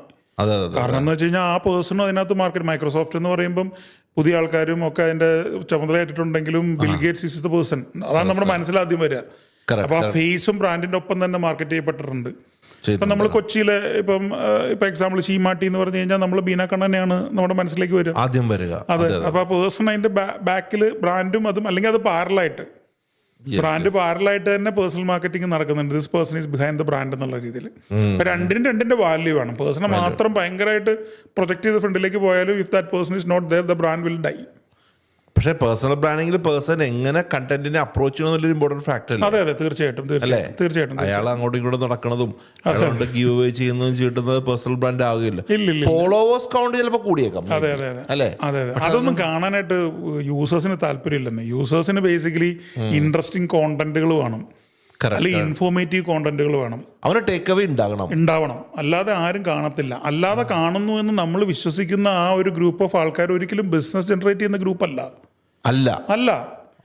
നമ്മൾ വിചാരിക്കുന്നത് ഒരു സ്റ്റുഡന്റ് കാറ്റഗറിയോ അല്ലെങ്കിൽ ആ ഒരു കാറ്റഗറി ആൾക്കാർ അവരെന്ത് ബിസിനസ് ജനറേറ്റ് ചെയ്യാനാണ് actually. They are just time passes. അവർ വെറുതെ ടൈം പാസ് ചെയ്യുകയാണ്, അല്ലെങ്കിൽ സ്ക്രോൾ ചെയ്ത് പോവുക. അവർക്ക് വൈറലായിട്ടുള്ള എന്തെങ്കിലും കാര്യം കണ്ടാൽ അവർ ചിലപ്പോൾ റിയാക്ട് ചെയ്യുക. ഇതൊക്കെ ഉള്ളൂ. അല്ലാതെ അതിനപ്പുറത്തേക്ക് ഒരു ബിസിനസ് ജനറേറ്റ് ചെയ്യുന്ന ഒരു ജെനുവിൻ ഇൻട്രസ്റ്റ് ഉള്ള ഒരാളെന്ന് പറഞ്ഞാൽ അവർ ചിലപ്പോൾ ആ കണ്ടന്റ് കാണും. അവനെ നിങ്ങൾ ടേക്ക് അവേ ഉണ്ടാവണം. ആ ടേക്ക് അവേ ഇല്ലാതെ നടക്കൂല ആക്ച്വലി. അതുപോലെ തന്നെ ഈ കണ്ടന്റിന്റെ ഒതന്റിസിറ്റിയും ഇപ്പോൾ എനിക്ക് വേണം, നമ്മൾ നേരത്തെ സംസാരിച്ചപ്പോഴും ഞാൻ ആ കാര്യം പറഞ്ഞിട്ടുണ്ടെന്നാണ്. ഇപ്പൊ യൂട്യൂബിൽ പോകുന്ന ഒരാള് യൂട്യൂബിൽ അത് നോക്കുന്നത് ആ ബ്രാൻഡിന്റെ ഒതന്റിസിറ്റി മനസ്സിലാക്കാനും ആ പേഴ്സന്റെ നോളജ് ബേസ് മനസ്സിലാക്കാനും വേണ്ടി തന്നെയാണ്. ഒരു സംശയമില്ല. ഇപ്പൊ നമ്മുടെ ഓഫീസിലേക്ക് വരുന്ന കോളുകളിൽ പലപ്പോഴും എന്നോട് സംസാരിക്കാൻ എന്ന് പറഞ്ഞിട്ട് വരുന്ന കോളിന്റെ നമ്പർ ഭയങ്കര കൂടുതലാണ്. കാരണം ഞാൻ പലപ്പോഴും ബ്രോഡ്കാസ്റ്റുകളോ അല്ലെങ്കിൽ ഇങ്ങനത്തെ കണ്ടന്റ് ഒക്കെ ചെയ്യുന്ന സമയത്ത് ആളുകൾക്ക് തോന്നി ദിസ് പേഴ്സൺ ഇപ്പൊ എനിക്ക് വന്നൊരു കോളാണ് ഞാൻ പറയുന്നത്, ലൈക്ക് വേറെ ഒരു ഫ്രൈഡ് ചിക്കന്റെ ഫ്രാഞ്ചൈസി ഉള്ള ഒരു ബ്രാൻഡ് നമ്മുടെ അടുത്ത് വന്നിട്ട് നമ്മുടെ സെയിൽസിൽ വിളിച്ചിട്ട് പറഞ്ഞു, I need to talk to this person, എൽദോട് സംസാരിക്കണം. അപ്പോൾ ഞാൻ ഗൂഗിൾ മീറ്റ് ഷെഡ്യൂൾ ചെയ്ത് ഞാൻ സംസാരിച്ചു. അപ്പം അയാൾ എൻ്റെ അടുത്ത് ഫസ്റ്റ് പറഞ്ഞ വാക്ക്, ഞാൻ ഇയാളുടെ വീഡിയോസ് ഒക്കെ കുറെ കണ്ടിട്ടുണ്ട് ആക്ച്വലി. എന്നോട് പറഞ്ഞാണ്, ഞാൻ കുറെ കേട്ടിട്ടുണ്ട് videos actually. So I feel very genuine. I thought just to talk to you, whether to do business or not, that's the second thing. But I just want to talk to you. ഒന്ന് വർത്താനം പറയണം. Even ഞാനും അങ്ങനെ വർത്താനം പറയാൻ ഇഷ്ടപ്പെടുന്ന ഒരാളാണ് actually. എനിക്കൊരു ബുദ്ധിമുട്ടുമില്ല അങ്ങനെ വർത്താനം പറയുന്നത്. അപ്പോൾ അല്ലാതെ ചില ആൾക്കാരല്ല, എനിക്ക് കാശ് കിട്ടിയില്ലെങ്കിൽ ഞാൻ 1 മിനിറ്റ് പോലും എനിക്ക് സ്പെൻഡ് ചെയ്യില്ല, അങ്ങനെയൊന്നും എനിക്കില്ല. എനിക്കൊരു ബുദ്ധിമുട്ടുമില്ല അതിനകത്ത്. എനിക്ക് ആൾക്കാരോട് സംസാരിക്കാൻ ഇഷ്ടമുള്ള ഒരാളാണ്. ഒരു ഈക്വൽ റെസ്പെക്റ്റിൽ എത്ര നേരം വേണമെങ്കിലും എനിക്ക് സംസാരിച്ചുകൊണ്ടിരിക്കുന്നതിന് ഒരു ബുദ്ധിമുട്ടുമില്ല ആക്ച്വലി. ഇല്ല. അപ്പൊ അങ്ങനെ വരും. ചില ആൾക്കാർ നമ്മുടെ കാര്യങ്ങൾ കേൾക്കുമ്പം നിങ്ങൾ ചെയ്യുമെന്ന് ചോദിക്കും, നിങ്ങൾ ഈ ആക്ടിവിറ്റി ഒക്കെ ചെയ്യും, നമ്മളും ചെയ്യും. അപ്പോൾ നിങ്ങളുടെ കോസ്റ്റ് ചോദിക്കും, നമ്മളിപ്പോൾ ഒഫീഷ്യൽ പ്രപ്പോസൽ കൊടുക്കും. ചില ആൾക്കാർ നമ്മളോട് ചെയ്യും, ചിലർക്ക് ആ ബഡ്ജറ്റ് ഉണ്ടാവില്ല, അപ്പോൾ ചിലപ്പോൾ ചെയ്യാൻ പറ്റത്തില്ലായിരിക്കും. അവരോട് പറയും നിങ്ങൾക്ക് സ്വന്തം ചെയ്താൽ മതി, ചെയ്യണ്ടെന്ന് ഞാൻ പറയും. ചില ബിസിനസ് കേൾക്കും പറയും, no this is not the correct platform ഞാൻ പറയും. അല്ലെങ്കിൽ ഈ സ്പെൻഡിന് ഇതല്ല. ഇപ്പം ചിലർ ഓൾറെഡി ചെയ്തുകൊണ്ടിരിക്കുന്നവരായിരിക്കും. എൻ്റെ അടുത്ത് വന്നിട്ട് ഞാൻ അനലൈസ് ചെയ്യുമ്പോൾ എനിക്ക് മനസ്സിലാവും ലീഡിന്റെ കോസ്റ്റ് കമ്പാരിറ്റീവ്ലി കൂടുതലാണ് വരുന്നത്. അപ്പൊ ഞാൻ ചോദിക്കും, ഇതല്ല, ഇതിലും കുറച്ചുകൂടെ ലീഡ് കോസ്റ്റ് കുറയ്ക്കാൻ പറ്റും. അപ്പൊ എന്നോട് ഐഡിയയിൽ എത്ര കുറയ്ക്കും. അപ്പൊ ഞാൻ എൻ്റെ എക്സ്പീരിയൻസ് ഷെയർ ചെയ്യും ആക്ച്വലി. അത് ഈ അൺഎത്തിക്കൽ പ്രാക്ടീസ് ചെയ്യുന്ന കുറെ കമ്പനികളും ഉണ്ട് ആക്ച്വലി. അത് നമ്മൾ പറയാൻ പാടില്ല, പക്ഷെ അങ്ങനത്തെ പ്രാക്ടീസ് ചെയ്യുന്ന കമ്പനികളും ഉണ്ട്. അങ്ങനെ ചെയ്യുന്നത് കൊണ്ടാണ് ഈ ലീഡ് കോസ്റ്റ് ഹൈ ആയിട്ട് നിൽക്കുന്നത്. ഇപ്പൊ എക്സാമ്പിൾ നമ്മൾ ഒരു 1 lakh ആണ് നമ്മൾ സ്പെൻഡ് ചെയ്യാൻ വേണ്ടിയിട്ട് ഏജൻസിക്ക് പേ ചെയ്തേക്കണേ. ഏജൻസിയുടെ ആഡ് അക്കൗണ്ടിൽ നിന്നാണ് ആഡ് ഓടിക്കണേന്ന് ഇരിക്കട്ടെ. ഇപ്പൊ ഏജൻസിക്ക് വേണമെങ്കിൽ 1 lakh എന്നുള്ളത് ഒരു 70,000 സ്പെൻഡ് ചെയ്തിട്ട് 30,000 വേണമെങ്കിൽ ചെയ്യാണ്ടിരിക്കാം. പക്ഷെ റിപ്പോർട്ട് കാണിക്കുമ്പോൾ എനിക്ക് വേണമെങ്കിൽ അത് സ്പെൻഡ് ചെയ്തെന്നുള്ള രീതി കാണിക്കാൻ വേണ്ടിയിട്ടുള്ള മെത്തേഡ്സ് ഉണ്ട്. അത് എഡിറ്റ് ചെയ്യുകയോ സ്ക്രീൻഷോട്ട് എടുക്കുകയൊക്കെ ചെയ്ത് എനിക്ക് വേണമെങ്കിൽ അങ്ങനെ കാണിക്കാം. അപ്പോൾ ഐഡിയലി എന്ത് സംഭവിക്കും, വേറൊരു അനലിസ്റ്റോ അല്ലെങ്കിൽ ഒരു കൺസൾട്ടന്റോ വന്നിട്ട് അനലൈസ് ചെയ്യുമ്പോൾ ലീഡ് കോസ്റ്റ് എപ്പോഴും ഹൈ ആയിരിക്കുമല്ലോ. കാരണം ലീഡ് കുറവും കോസ്റ്റ് കൂടുതലായിരിക്കും എപ്പോഴും. എന്തെങ്കിലും നടന്നിട്ട് 100% അങ്ങനെ പറയണില്ല, പക്ഷെ എന്നാലും അങ്ങനത്തെ കുറെ കേസസ് എനിക്ക് പേഴ്സണൽ എക്സ്പീരിയൻസ് ഉണ്ട്. ഞാൻ അങ്ങനത്തെ റിപ്പോർട്ട്സ് കാണുമ്പോൾ തന്നെ എനിക്കറിയാതെ എഡിറ്റ് ചെയ്ത റിപ്പോർട്ടുകളാണ് ആക്ച്വലി. എവിടെയോ എന്തോ ഒരു പ്രശ്നം ഉണ്ടായിട്ടുണ്ട്. ഇപ്പോൾ റീസെന്റ് ഞാൻ കണ്ട ഇപ്പൊ ഇന്നലെ വന്ന എൻ്റെ ഒരു ക്ലയന്റ് ട്രിവാൻഡ്രം ബേസ്ഡ് ആണ്. അവര് ബ്രൈഡൽ ബോട്ടിക് ആണ് ആക്ച്വലി. അപ്പൊ ബ്രൈഡൽ ബോട്ടിക് എന്ന് പറയുന്നത് ഒരു നീഷ് കാറ്റഗറിയാണ്. ബോട്ടിക് ഈസ് എ കാറ്റഗറി, പക്ഷെ bridal boutique is a niche category, specific ആയി. അപ്പൊ നമ്മളിപ്പോ ഇൻസ്റ്റഗ്രാമിന്റെ പോയിട്ട് ബ്രൈഡൽ ബോട്ടിക് ഇൻ ട്രിവാൻഡ്രം എന്ന് സെർച്ച് ചെയ്ത് കഴിഞ്ഞാൽ അവർ വരത്തില്ല ആക്ച്വലി. ഇൻഫാക്ട് ഞാനല്ല എന്റെ ഇൻസ്റ്റഗ്രാം ചെയ്യുന്നത്. So I am just doing the Google part only. Instagram ഞാനല്ല, അവർ ഇൻഹൗസ് ആയിരുന്നു ചെയ്തുകൊണ്ടിരുന്നത്. അതിനുശേഷം അവർ ട്രിവാൻഡ്രത്തുള്ളൊരു ഏജൻസിക്ക് ഏൽപ്പിച്ചു. അത് പിന്നെയാണ് ഞാൻ അറിയണ ഒരു ഏജൻസി ചെയ്യുന്നുണ്ടെന്നൊക്കെ. അപ്പൊ സഡൻ ആയിട്ട് ആളെന്റെ അടുത്ത് വിളിച്ചിട്ട് പറഞ്ഞു, എൽദോ എനിക്കൊന്ന് പേഴ്സണലി സംസാരിക്കണം, കുറച്ച് ഡൗട്ട്സ് ക്ലിയർ ചെയ്യാനുണ്ടെന്ന് പറഞ്ഞു. ഞാൻ പറഞ്ഞു ഓക്കെ നമുക്ക് സംസാരിക്കാം. ഞാൻ ഗൂഗിൾ മീറ്റിൽ വന്നു. ഞാൻ അവരോട് ചോദിച്ചാൽ എന്താ എൽദോ ഞങ്ങൾ 1 year മുന്നേ ഒരു ഏജൻസിക്ക് കൊടുത്തായിരുന്നു ഇൻസ്റ്റഗ്രാം. അപ്പൊ എനിക്കറിഞ്ഞൂടാ, കാരണം ഞാൻ ആ പാട്ട് നോക്കാത്തതുകൊണ്ട് ഞാൻ നോക്കിയിട്ടില്ല ആക്ച്വലി. ഇൻസ്റ്റാഗ്രാമൊക്കെ അവർ നല്ലതാണ് ആക്ച്വലി, കാരണം അത്യാവശ്യം സെലിബ്രിറ്റി എൻഡോഴ്സ്മെന്റ് ഉള്ള പേജാണ് ആക്ച്വലി. കാര്യം ഒത്തിരി സെലിബ്രിറ്റീസ് അവരുടെ ഡ്രസ്സ് എടുത്തിട്ട് അവർ കൊളാബ് ചെയ്യാറുണ്ട് ആക്ച്വലി. നല്ല പേജാണ്, അപ്പൊ നല്ല റീച്ചുള്ള ബ്രാൻഡാണ്. പക്ഷെ കുറച്ചിടെയായിട്ട് അവർക്ക് ഒരു നല്ല ലീഡ് കിട്ടുന്നില്ല, അങ്ങനത്തെ പ്രോബ്ലംസ് അവർ എൻ്റെ അടുത്ത് പറഞ്ഞു ആക്ച്വലി. അപ്പൊ ഇപ്പൊ ആ ഏജൻസി ആയിട്ട് ഈ ഇന്നലെ മിനിങ്ങാന്നെങ്ങാണ്ട് അവർ പറഞ്ഞു, ഇനി ഞങ്ങൾ കണ്ടിന്യൂ ചെയ്യുന്നില്ല, ഞങ്ങൾ ഇൻഹൗസ് തന്നെ ചെയ്യാൻ വേണ്ടിയിട്ട് പ്ലാൻ ചെയ്യുവാണെന്ന് പറഞ്ഞു. അപ്പൊ എന്ത് സംഭവിച്ചെന്ന് വെച്ച് കഴിഞ്ഞാൽ അതിന്റെ തലേദിവസം ഇട്ട വീഡിയോ സാധാരണഗതിയിൽ ഇവരൊരു മേ ബി ഒരു 1,000 റുപ്പീസിനായിരിക്കും അത് ബൂസ്റ്റ് ചെയ്യുന്നത്. ഒരു ടെക്നിക്കലി ഇവർ ബൂസ്റ്റ് ചെയ്യാൻ പറയും, അവർ 1,000 ചെയ്യും. അപ്പോൾ അന്നേരം കിട്ടുന്ന ഒരു 50,000 to 60,000 ആയിരിക്കും അതിൻ്റെ റീച്ച് എന്ന് പറഞ്ഞ് കാണിക്കുക, അഡ്വർടൈസ്മെന്റ് ഡാഷ്ബോർഡിൽ കാണിക്കുക. ഈ പർട്ടിക്കുലർ 2 ദിവസം മുന്നേ വീഡിയോയ്ക്ക് ഒറ്റയടിക്ക് 2 lakh വ്യൂസ് കിട്ടി, 8,000 ഷെയർ. അപ്പോൾ എൻ്റെ അടുത്ത് ചോദിച്ചു, ഇതെന്താ അങ്ങനെ ഒരു വീഡിയോയ്ക്ക് മാത്രം എന്താ അങ്ങനെ വന്നതിനോട് ചോദിച്ചു. അപ്പം ഞാൻ അതിൻ്റെ ആക്സസ് എടുത്ത് നോക്കി, കംപ്ലീറ്റ്ലി ബോട്ടാണ്. അത് ഒരു കസ്റ്റമർക്ക് അത് അറിഞ്ഞുകൂടാ ആക്ച്വലി, കാരണം ബോട്ടാണോ എന്താണെന്നുള്ളത്. കാരണം ഒരിക്കലും ഓവർ ദ നൈറ്റ് ഒന്നും 8,000 ഷെയർ ഒന്നും ഒരിക്കലും ഓർഗാനിക്കലി വരില്ല. അല്ലെങ്കിൽ അവരുടെ പ്രീവിയസ് ഹിസ്റ്ററി അങ്ങനെ ആയിരിക്കണം. അതായത് ഒരു സാധനം ഇട്ട് അപ്പൊ തന്നെ ഇത്രയും ഷെയർ എലമെന്റ് എന്തെങ്കിലും വേണം. അതുമില്ല, ഒരു സെലിബ്രിറ്റി വീഡിയോ അല്ല, ഒന്നുമല്ല. ഏതൊരു കസ്റ്റമറുടെ ഒരു അവരിട്ട ഡ്രസ്സിന്റെ ഒരു ഫോട്ടോ വീഡിയോ എടുത്ത് അവരയച്ച് അതാണ് പോസ്റ്റ് ചെയ്തേക്കണം, അത് ഇത്ര ഷെയർ. അപ്പൊ എനിക്ക് മനസ്സിലായതെന്ന് വെച്ച് കഴിഞ്ഞാൽ അങ്ങനെ ചെയ്യുന്ന ആൾക്കാരും ഉണ്ട്. അപ്പൊ ഇവർക്കറിയില്ല. അപ്പൊ ഇവർ ചിലതും അത് അഡ്വർടൈസ്മെന്റ് ഡാഷ്ബോർഡിൽ നിന്നല്ല അത് ചെയ്യാൻ പറ്റുള്ളൂ, പുറത്തുനിന്ന് എങ്ങനെ ചെയ്യും? ആക്ച്വലി ബോട്ട് ചെയ്യാനായിട്ട് ഒന്നും ആവശ്യമില്ല. നിങ്ങളുടെ ലിങ്ക് മാത്രം മതി ബോട്ട് ചെയ്യാൻ. അല്ല, പലർക്കും പല കസ്റ്റമേഴ്സിനും പല ആൾക്കാർക്കും ഇതിനെക്കുറിച്ചൊരു ബോധമില്ല എന്നുള്ള ഒരു ഇമ്പോർട്ടൻറ്റ് ഫാക്ടറാണ്. ഈ പെർഫോമൻസ് മാർക്കറ്റിംഗ് എന്ന ടേംസ് പല ഏജൻസീസും ഉപയോഗിക്കുന്നുണ്ട്. ഞാനും എൽദോയും തമ്മിൽ സംസാരിക്കുന്ന സമയത്ത് എൽദോയും പറഞ്ഞു ഞാൻ കൂടുതലും പെർഫോമൻസ് മാർക്കറ്റിംഗ്. എന്തായിരിക്കും ഒരു പെർഫോമൻസ് മാർക്കറ്റിംഗ് ഉദ്ദേശിക്കുന്നത് ആക്ച്വലി? പെർഫോമൻസ് മാർക്കറ്റിംഗ് എന്ന് പറഞ്ഞാൽ ഇപ്പം നിങ്ങൾ ഇന്ന് കാശ് കൊടുക്കുന്നു, ഇന്ന് നിങ്ങൾക്ക് റിസൾട്ട് കിട്ടുന്നു. സിംപ്ലി പറഞ്ഞാൽ അതാണ് ഒറ്റ സിമ്പിൾ വാക്കായിട്ട് പറഞ്ഞു കഴിഞ്ഞാൽ performance marketing. So you are paying something to the platform, the platform will be giving you the sales or leads or whatever. ഇതാണ് പെർഫോമൻസ് മാർക്കറ്റിംഗിന്റെ സിമ്പിൾ ആയിട്ട് പറഞ്ഞാലുള്ള ഉത്തരം എന്ന് പറഞ്ഞു കഴിഞ്ഞാൽ. അത് പലപ്പോഴും പെർഫോമൻസ് മാർക്കറ്റിംഗ് ആപ്ലിക്കലായിട്ട് വരുമ്പോൾ ഹൈ ബഡ്ജറ്റ് ഉള്ള ക്ലയന്റ് ആണ് പലപ്പോഴും പെർഫോമൻസ് മാർക്കറ്റിംഗ് എന്നുള്ള സാധനം എപ്പോഴും ആപ്ലിക്കബിൾ ആവുക. കാരണം ഭയങ്കര സ്മോൾ ബഡ്ജറ്റിനകത്ത് പെർഫോമൻസ് മാർക്കറ്റിംഗ് ചെയ്യാൻ പറ്റില്ല ആക്ച്വലി. കാരണം അതൊരു സ്ട്രെയിറ്റ് ഒരാടിക്കുള്ളിൽ, ഇപ്പോൾ ഒരു എക്സാമ്പിൾ, ഒരാൾക്ക് ഡെയിലി ഒരു 500 റുപ്പീസാണ് അവരുടെ സ്പെൻഡ് എന്ന് വെച്ച് കഴിഞ്ഞാൽ നമുക്ക് ഒരാടി കൂടുതൽ ചെയ്യാൻ പറ്റില്ല. ഒരാടിൽ നമ്മൾ കുറേ ലിമിറ്റേഷൻസ് ഉണ്ട്. മെറ്റയുടെ കാര്യം സ്പെസിഫിക്കാണ് പറയുന്നത്.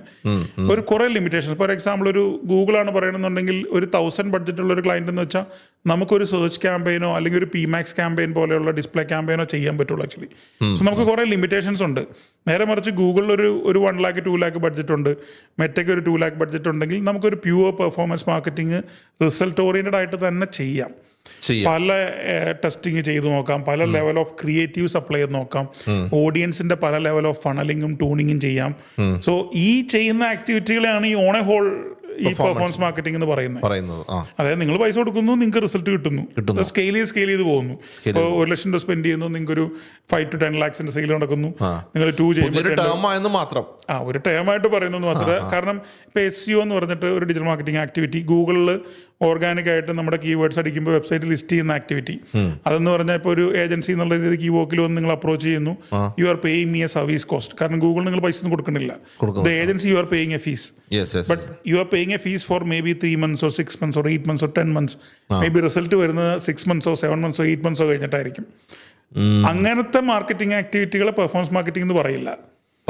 That's not a perform marketing. Perform marketing എന്ന് വെച്ചാൽ പ്യൂറായിട്ട് പൈസ ഇട്ടിട്ട് പൈസ എടുക്കുന്ന പരിപാടിയാണ് പച്ചമലയാളത്തിൽ പറഞ്ഞു കഴിഞ്ഞാൽ. അഡ്വർടൈസ്മെന്റ് തന്നെയാണ് പെർഫോമൻസ് മാർക്കറ്റിംഗ് എന്ന് പറയുന്നത്. സ്പെസിഫിക് ആയിട്ട് ടാർഗറ്റ് ചെയ്ത് നിങ്ങളുടെ ഓഡിയൻസിനെ ഐഡന്റിഫൈ ചെയ്ത് അവരെ കറക്റ്റായിട്ട് കൊണ്ട് കാണിച്ച് റീമാർക്കറ്റിംഗ് ഒക്കെ പ്രോപ്പർലി അപ്ലൈ ചെയ്ത് അവരെ കണ്ട് മേടിപ്പിക്കുന്ന ആ പ്രോസസ്സാണ് ആക്ച്വലി പെർഫോമൻസ് മാർക്കറ്റിംഗ്. നേരത്തെ അടി ബൂസ്റ്റ് ബട്ടണിൽ ക്ലിക്ക് ചെയ്ത് കാശ് കൊടുക്കുന്ന പരിപാടിയല്ല. ബൂസ്റ്റ് ബട്ടണായിട്ട് ഒരു ബന്ധമില്ല. അല്ല, ചില ആൾക്കാർക്ക് ഞാനിത് റിപ്പീറ്റ്ലി എൽദോട് പറയാം, ചില ആൾക്കാർക്ക് ഇതെല്ലാം വളരെ സിമ്പിളാണ്, എനിക്കും ഇത് അറിയാമെന്നുള്ളതിലും ഉപരി എക്സ്പീരിയൻസ് വലിയൊരു ഇമ്പോർട്ടൻറ്റ് ഫാക്ടറാണല്ലോ. തീർച്ചയായിട്ടും ഈ നമ്മൾ ഫോർ എക്സാമ്പിൾ ഇപ്പോൾ common peoples digital marketing platforms, social media marketing എന്ന് പറയുമ്പോൾ അവൻ മെറ്റ പറയും, മെറ്റയിൽ തന്നെ ഇൻസ്റ്റഗ്രാം പറയും, ഫേസ്ബുക്ക് പറയും, ഗൂഗിളിലാണെങ്കിൽ ഗൂഗിൾ പറയും, യൂട്യൂബ് പറയും, ഇപ്പം മേ ബി ഗൂഗിൾ ആഡ്സ് പറയും. ഏറ്റവും എഫക്റ്റീവായിട്ട് എൽദോയുടെ എക്സ്പീരിയൻസ് ഏറ്റവും എഫക്റ്റീവായിട്ടൊരു കസ്റ്റമർക്ക് റിസൾട്ട് കിട്ടുന്ന ഏത് പ്ലാറ്റ്ഫോം ആയിരിക്കും? മേ ബി അത് അങ്ങനെ പ്ലെയിൻ ആയിട്ട് ഉത്തരം പറയാൻ ആ ക്വസ്റ്റ്യൻ ഭയങ്കര ടഫാണ്. കാരണം എന്താ വെച്ചാൽ അത് കാറ്റഗറി ഡിപ്പെൻഡൻ്റ് ആണ്. ശരിക്കും ഡിപ്പെൻഡ്സ് ഓൺ പ്രോഡക്ട്സ് ആണ്. പ്രൊഡക്ട്സും കാറ്റഗറിയാണ് ആക്ച്വലി. ചില കാറ്റഗറി ചിലപ്പോൾ ഇൻസ്റ്റ ചെയ്താൽ മതിയാവുമായിരിക്കും. ഇപ്പം ഞാൻ ആദ്യം പറഞ്ഞ പോലെ ഇൻസ്റ്റയിൽ ഏറ്റവും കൂടുതൽ യൂസേഴ്സ് ഉള്ള ഒരു ഏജ് കാറ്റഗറി ഉള്ള പ്രൊഡക്റ്റാണ് നിങ്ങൾ ചെയ്യുന്നതെന്നുണ്ടെങ്കിൽ ഇൻസ്റ്റ നല്ലതായിട്ട് ആപ്ലിക്കബിൾ ആണ്. അപ്പോൾ നേരെ മറിച്ചൊരു ബിസിനസ് സർവീസ് ആണ് ചെയ്യുന്നത്. ഫോർ എക്സാമ്പിൾ ഇവോക്ക് പോലത്തെ ഒരു കമ്പനിയാണ്. നമുക്ക് കൂടുതൽ ആപ്ലിക്കബിൾ ഗൂഗിളാണ് ആവുക. ഗൂഗിളാണ്. ഇൻസ്റ്റഗ്രാമിനകത്ത് നമുക്കൊരു ബ്രാൻഡ് അവയർനെസ്സും നമ്മുടെ ഇൻഫർമേഷൻ ഷെയറിംഗ് ഒക്കെ പറ്റത്തുള്ളൂ. അല്ലാതെ അതിനകത്ത് കണ്ടിട്ടൊരു ബിസിനസ് ജനറേറ്റ് ചെയ്യുന്നത് കമ്പാരിറ്റീവ്ലി വളരെ കുറവായിരിക്കും. നേരത്തെ നമ്മൾ സൈബർ സെക്യൂരിറ്റി പ്രോഡക്ട്സ് ഒക്കെ ആണെങ്കിൽ ഒരു കഥ ഉണ്ടാവില്ല. ഒരു സോഫ്റ്റ്വെയർ അങ്ങനെ ഹൈ എന്റർപ്രൈസ് ലെവൽ പ്രൊഡക്റ്റ് ഒക്കെ ആണെന്നുണ്ടെങ്കിൽ ഇൻസ്റ്റഗ്രാമിലൊന്നും പോയി ചെയ്തിട്ട് പ്രത്യേകിച്ച് ഒരു വിശേഷമില്ല. കാരണം ഇൻസ്റ്റഗ്രാമിലെ കസ്റ്റമർ അതിന്റെ കസ്റ്റമറേ അല്ല. കാരണം ഒരു സൈബർ സെക്യൂരിറ്റി എന്റർപ്രൈസ് ലെവലിലുള്ള പ്രൊഡക്റ്റ് എന്ന് പറഞ്ഞാൽ ചിലപ്പോൾ അവരുടെ എൻഡ് ക്ലയന്റ് എന്ന് പറയുന്നത് ചിലപ്പോൾ ബാങ്കുകളായിരിക്കാം, അല്ലെങ്കിൽ വലിയ ഫിനാൻഷ്യൽ ഇൻസ്റ്റിറ്റ്യൂഷൻസ് ഒക്കെ ആയിരിക്കാം. അവരൊക്കെ ഒരു കാരണവശാലും ഇൻസ്റ്റഗ്രാമിൽ ഒരു റീൽ കണ്ടുകൊണ്ട് ഡിസിഷൻ എടുക്കുന്ന കമ്പനി അല്ല. അവർക്ക് തീർച്ചയായിട്ടും റെഫറൽ ആയിരിക്കും കൂടുതലായിട്ട് ആ പ്രൊഡക്റ്റ് വർക്ക് ആവുക. അല്ലെങ്കിൽ 1-to-1 മീറ്റിംഗ് എടുത്ത് അവിടെ പോയി നമ്മുടെ പ്രൊഡക്റ്റ് സാമ്പിൾ കാണിച്ച് ചിലപ്പോൾ ഒരു സർട്ടൺ പീരീഡിലേക്ക് ട്രയലിൽ അവരുടെ സാധനം ഓടിച്ച് അതൊക്കെ ചെയ്ത ശേഷമായിരിക്കും അവർ ചിലപ്പോൾ ആ പ്രൊഡക്റ്റ് ഷോർട്ട് ലിസ്റ്റ് ചെയ്യണം തന്നെ. ആക്ച്വലി വലിയ പ്രോസസ്സാണ് ആ സെയിൽസ് എന്ന് പറയുന്നത്. അന്നേരം അതിന്റെ ക്ലോസിംഗ് ഫിഗറും ഭയങ്കര വലുതായിരിക്കും. ലാക്സ് ഒന്നുമല്ല, ക്രോർസിലായിരിക്കും. ബാങ്കിന്റെ ഒക്കെ കോൺട്രാക്ട് എന്നൊക്കെ പറഞ്ഞാൽ ലോങ് ടൈം ക്രോർസിലായിരിക്കും. ആക്ച്വലി അത് മെയിൻ്റനൻസ് ഒക്കെ ഉള്ള പ്രോജക്റ്റുകളായിരിക്കും. ആക്ച്വലി അതാണ് പലപ്പോഴും ചില പ്രോഡക്ട്സുകളുടെ ഒരു പ്രൊമോഷണൽ ആക്ടിവിറ്റീസ് എല്ലാ പ്ലാറ്റ്ഫോമിലും ഈക്വൽ ആയിട്ട് വർക്ക് ചെയ്യണമെന്നില്ല. ഒരിക്കലും ഇല്ല. Depends on products, depends on age. Food, fashion, അതുപോലെ തന്നെ നമ്മുടെ ഈ കോസ്മെറ്റിക്സ് ഒക്കെ ആണെങ്കിൽ മെറ്റയാണെന്നുള്ള പ്ലാറ്റ്ഫോം. സീരിയസ് ഓഡിയൻസ് ആണെങ്കിൽ മേ ബി യൂട്യൂബ്. ഞാൻ പ്രൈസ് എന്നോട് ചോദിക്കുകയാണെങ്കിൽ കുറച്ചുകൂടെ പ്രൈസ് സെൻസിറ്റീവ് ഓഡിയൻസ് ആണ് മെറ്റ ഓഡിയൻസ് എന്ന് പറയുന്നത്. പ്രൈസ് സെൻസിറ്റീവ് ആണ്. അതായത് ഒരു 10 rupees to മേ ബി ഒരു 2,000 to 3,000 rupees വരെയുള്ള പർച്ചേസ് ബിഹേവിയർ കാണിക്കുന്ന ആൾക്കാരാണ് കൂടുതലും മെറ്റയുടെ ഒരു കൺസ്യൂമർ ബേസ് ആയിട്ട് എൻ്റെ എക്സ്പീരിയൻസിൽ എനിക്ക് തോന്നിയേക്കണം. ഡ്രസ്സ്, കോസ്മെറ്റിക്സ്, അതൊരു 2,000, 3,000, 4,000 ഒന്നും ആൾക്കാർക്ക് ട്രൈ ചെയ്ത് നോക്കണതിന് പ്രോബ്ലം ഉണ്ടാവില്ല. വലിയ പർച്ചേസിലേക്ക് പോകുമ്പോൾ ഫോർ എക്സാമ്പിൾ ഒരു 1,00,000 രൂപ വിലയുള്ള സാധനമാണ്, അല്ലെങ്കിൽ അതിൽ മുകളിലേക്കുള്ള ഒരു പ്രൊഡക്റ്റ് ഒക്കെ ആണെങ്കിൽ ആൾക്കാർക്ക് മെറ്റയിൽ കണ്ടതുകൊണ്ട് മാത്രം ആൾക്കാർ മേടിക്കില്ല. അവർ വേറെ പല കാര്യങ്ങളും നോക്കും. ചിലപ്പോൾ അവർ ഗൂഗിളിൽ പോകും, ഗൂഗിൾ റിവ്യൂ വായിക്കുമായിരിക്കും, അല്ലെങ്കിൽ വേറെ ഏതെങ്കിലും ബാക്ക്ഗ്രൗണ്ട് ചെക്ക് ചെയ്യും, അല്ലെങ്കിൽ നമ്മുടെ ഫ്രണ്ട്സ്, സുഹൃത്തുക്കളാരെങ്കിലും ഇത് ഉപയോഗിക്കണ്ടോ എന്ന് അന്വേഷിക്കും. ഇങ്ങനെ പല കാര്യങ്ങൾ ഗ്രൗണ്ട് ചെക്ക് ചെയ്തിട്ടായിരിക്കും അതിലേക്ക് പർച്ചേസിലേക്ക് അവർ പോവുക. കാരണം നമ്മൾ തന്നെ ചെയ്യുന്ന ചില ഫാഷൻ ബ്രാൻഡ്സ് ഒക്കെ പ്രൈസ് ബ്രാക്കറ്റ്സ് വളരെ അട്രാക്റ്റീവ് ആയിട്ടുള്ളത്, സോഷ്യൽ മീഡിയയ്ക്ക് പറ്റുന്ന പ്രൈസ് ബ്രാക്കറ്റ്സ് ഉള്ള ഇ കോമേഴ്സ് സെയിൽ ഭയങ്കര ഹ്യൂജാണ്. നേരെ മറിച്ച് ചില ഭയങ്കര പ്രൈസി ആയിട്ടുള്ള ചില ബ്രാൻഡുകളുണ്ട്. അവരുടെ ആ സെയിം കൈൻഡ് ഓഫ് പ്രൊഡക്റ്റിനകത്ത് ഇവരുടെ പ്രൈസ് തുടങ്ങുന്നത് വലിയ സൈസിലാണ്. ആക്ച്വലി അവർക്ക് ഇ കോമേഴ്സിലുള്ള സെയിൽസ് ഭയങ്കര ലോ ആണ്. കാരണം ആ ബ്രാൻഡ് കൊള്ളാത്തോണ്ടല്ല, they are one of the leading brand in Kerala. പക്ഷേ അവർക്ക് ഇൻഹൗസ് സെയിൽ എന്ന് പറഞ്ഞ റീറ്റെയിൽ സെയിൽ ഭയങ്കര ഹ്യൂജാണ്. പക്ഷേ ഡിജിറ്റലി അവർക്ക് ആ സെയിൽ ഇമ്പാക്ട് ഉണ്ടാക്കാൻ പറ്റിയിട്ടില്ല. അതിന്റെ ഒരു റീസൺ എന്ന് പറയുന്നത് ആ ഹൈ ടിക്കറ്റ് വാല്യൂ അല്ലെങ്കിൽ ഹൈ വാല്യൂ ഉള്ള പർച്ചേസസ് ആൾക്കാർ ഡിജിറ്റലി മാത്രം ഡിപ്പെൻഡ് ചെയ്തിട്ടല്ല ചെയ്യുക. അല്ലെന്നുണ്ടെങ്കിൽ ആ ട്രസ്റ്റ് ബിൽഡ് ചെയ്തിട്ടുണ്ടാവണം. ഫോർ എക്സാമ്പിൾ ഞാൻ അവരുടെ റീറ്റെയിലിൽ പോയി, ഞാൻ ഓൾറെഡി കുറേ പ്രാവശ്യം അവിടുന്ന് പ്രൊഡക്റ്റ് മേടിച്ചിട്ടുണ്ട്. So I know this product, then may be he will come back and he will try the online. അതല്ലാതെ ഒരു ബ്ലൈൻഡ് ആയിട്ട് പോയിട്ട് ഒരു ബ്രാൻഡിനകത്തൊന്നും മേടിക്കാൻ ഭയങ്കര പാടാണ്. ഈ പ്രൈസ് ബ്രാക്കറ്റ് വലിയൊരു ഇമ്പോർട്ടന്റ് ഫാക്ടറാണ്. എൽദോ പറഞ്ഞ പോലെ ഒരു 2 lakh 3 lakh rupees ഉള്ള സാധനം ചിലപ്പോൾ മെറ്റീരിയൽ വർക്കൗട്ട് ആണോന്നില്ല. അത് 3 lakh ഞാനൊരു എമൗണ്ട് ആയിട്ട് പറഞ്ഞെന്നുള്ളൂ. ആക്ച്വലി അത് കാറ്റഗറി. ഇപ്പോൾ ഫോർ എക്സാമ്പിൾ ഒരു ഡ്രസ്സ് മേടിക്കുന്ന ആള്, ഒരു എക്സാമ്പിൾ ഒരു സാരി, ഒരു 1,500 രൂപയുടെ സാരി ഓൺലൈനിൽ മേടിക്കാൻ ആൾക്കാർക്ക് ഒരു മടി ഉണ്ടാവില്ല. They will try it. 10,000 range മാറി, 10 മുകളിലേക്ക് പോയി കഴിഞ്ഞാൽ റേഞ്ച് മാറി. അത് ആൾക്കാർക്ക് എക്സ്പീരിയൻസ് ചെയ്യണം, കാണണം, ഒന്ന് തൊട്ട് നോക്കണം, അല്ലെങ്കിൽ ഒന്ന് വെച്ച് നോക്കണം. സോ ഇങ്ങനത്തെ റിക്വയർമെന്റ്സ് വരും ആക്ച്വലി. അപ്പോൾ അവർ പറയും, അവരുടെ കൺസേൺ ഇതൊക്കെ ആയിരിക്കും. ഇനി ഓർഡർ ചെയ്തിട്ട് കളർ മാറിപ്പോവോ, അല്ലെങ്കിൽ വരുന്ന പ്രോഡക്റ്റ് വിശ്വസിക്കാൻ പറ്റുമോ. അവിടെ ബ്രാൻഡിന് ഫാക്ടർ ഉണ്ട് കേട്ടോ. ഇപ്പോൾ വലിയ ബ്രാൻഡ്സ് ഒക്കെ ആയി ഞാൻ ഓൾറെഡി അവരുടെ കസ്റ്റമർ ആണ്, അല്ലെങ്കിൽ അവരുടെ കസ്റ്റമർ സർവീസ് ഭയങ്കര നല്ലതാണ്. ആക്ച്വലി ഞാൻ മേടിച്ചാലും എനിക്ക് പേടിക്കേണ്ട ആവശ്യമില്ല, അവരുടെ ക്ലാസ് ടോപ്പ് നോച്ചാണ് എന്നൊക്കെ പറഞ്ഞു കഴിഞ്ഞാൽ ചിലപ്പോൾ മേടിക്കുമായിരിക്കും. ബട്ട് സ്റ്റിൽ എൻ്റെ എക്സ്പീരിയൻസിൽ വലിയ ബ്രാൻഡ് ആണെങ്കിൽ പോലും high value products actually story വന്നിട്ട് പർച്ചേസ് ചെയ്യണം. അതാണ് നല്ലത്, വിശ്വാസം ഉണ്ടാവല്ലോ. അതെ. പിന്നെ പ്രോബ്ലം ഉണ്ടാവണത് ഈ ഒരു കാറ്റഗറിക്കാണ്. അതായത് നമുക്ക് ഫിസിക്കലി വന്ന് പർച്ചേസ് ചെയ്യാൻ പറ്റാത്ത കാറ്റഗറികൾ കാണും. അത് ക്ലോത്തിങ്ങിനകത്തൊക്കെ ഉണ്ടാവും. കാരണം ഈ ഫോറിനേഴ്സ്, ഇപ്പോൾ ഫോർ എക്സാമ്പിൾ ഇവിടുന്ന് പോയിട്ട് US അല്ലെങ്കിൽ യൂറോപ്പിലൊക്കെ സെറ്റിൽ ആയിട്ടുള്ള ആൾക്കാർ, അവർക്ക് ഇപ്പോൾ പെട്ടെന്ന് കൊച്ചിയിലൊരു സ്റ്റോറി ഒന്നും മേടിക്കാൻ പറ്റില്ലല്ലോ, അല്ലെങ്കിൽ കേരളത്തിലൊരു സ്റ്റോറി ഒന്നും മേടിക്കാൻ പറ്റില്ല. അവർ ബ്രാൻഡ് ട്രസ്റ്റ് ചെയ്തിട്ടുണ്ടെങ്കിൽ അവരായിരിക്കും ഹൈ വാല്യൂ പ്ലേസ് ചെയ്യണേ. അവർക്ക് ആ പ്ലേസിങ്ങിന് പ്രോബ്ലം ഇല്ലാത്തതിന്റെ ഒരു കാരണം ഞാൻ പറയാം, അവരുടെ കറൻസി വെച്ചിട്ട് നമ്മുടെ ആ വാല്യൂ ഹൈ അല്ല. അതുകൊണ്ടാണ് ഞാനേ പലപ്പോഴും ഇപ്പോൾ നമ്മുടെ ഒരു ആസ് എ ഇൻഫ്ലുവൻസർ, ഞാനൊരു ബിസിനസ് ഇൻഫ്ലുവൻസിങ് എന്ന രൂപത്തിലാണ് ഞാൻ അതിൽ തന്നെ ലേബൽ ചെയ്തിരിക്കുന്നത്.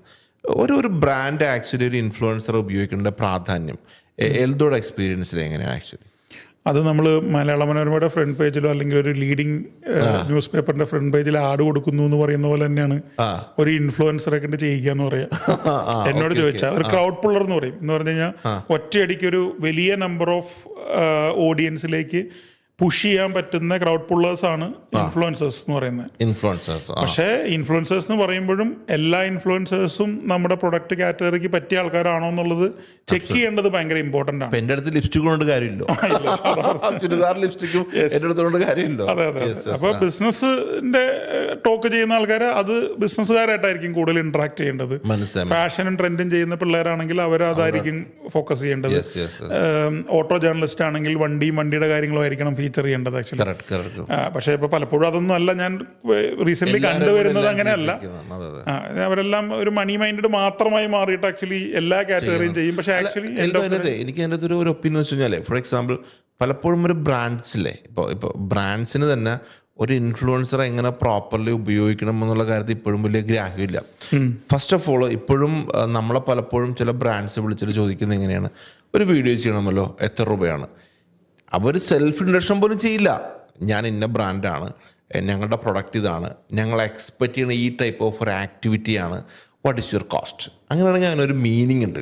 ഇതങ്ങനെയല്ല, നിങ്ങൾ ഇന്ന ആൾ ഇൻഫ്ലുവൻസർ അല്ലേ, ഞാൻ ഇന്ന കമ്പനിയിലെ മാർക്കറ്റിംഗ് ആളെ വിളിക്കണം, എത്ര രൂപയാണ് നിങ്ങളുടെ വീഡിയോ ഒക്കെ എന്നാണ് ആദ്യം ചോദിക്കണം.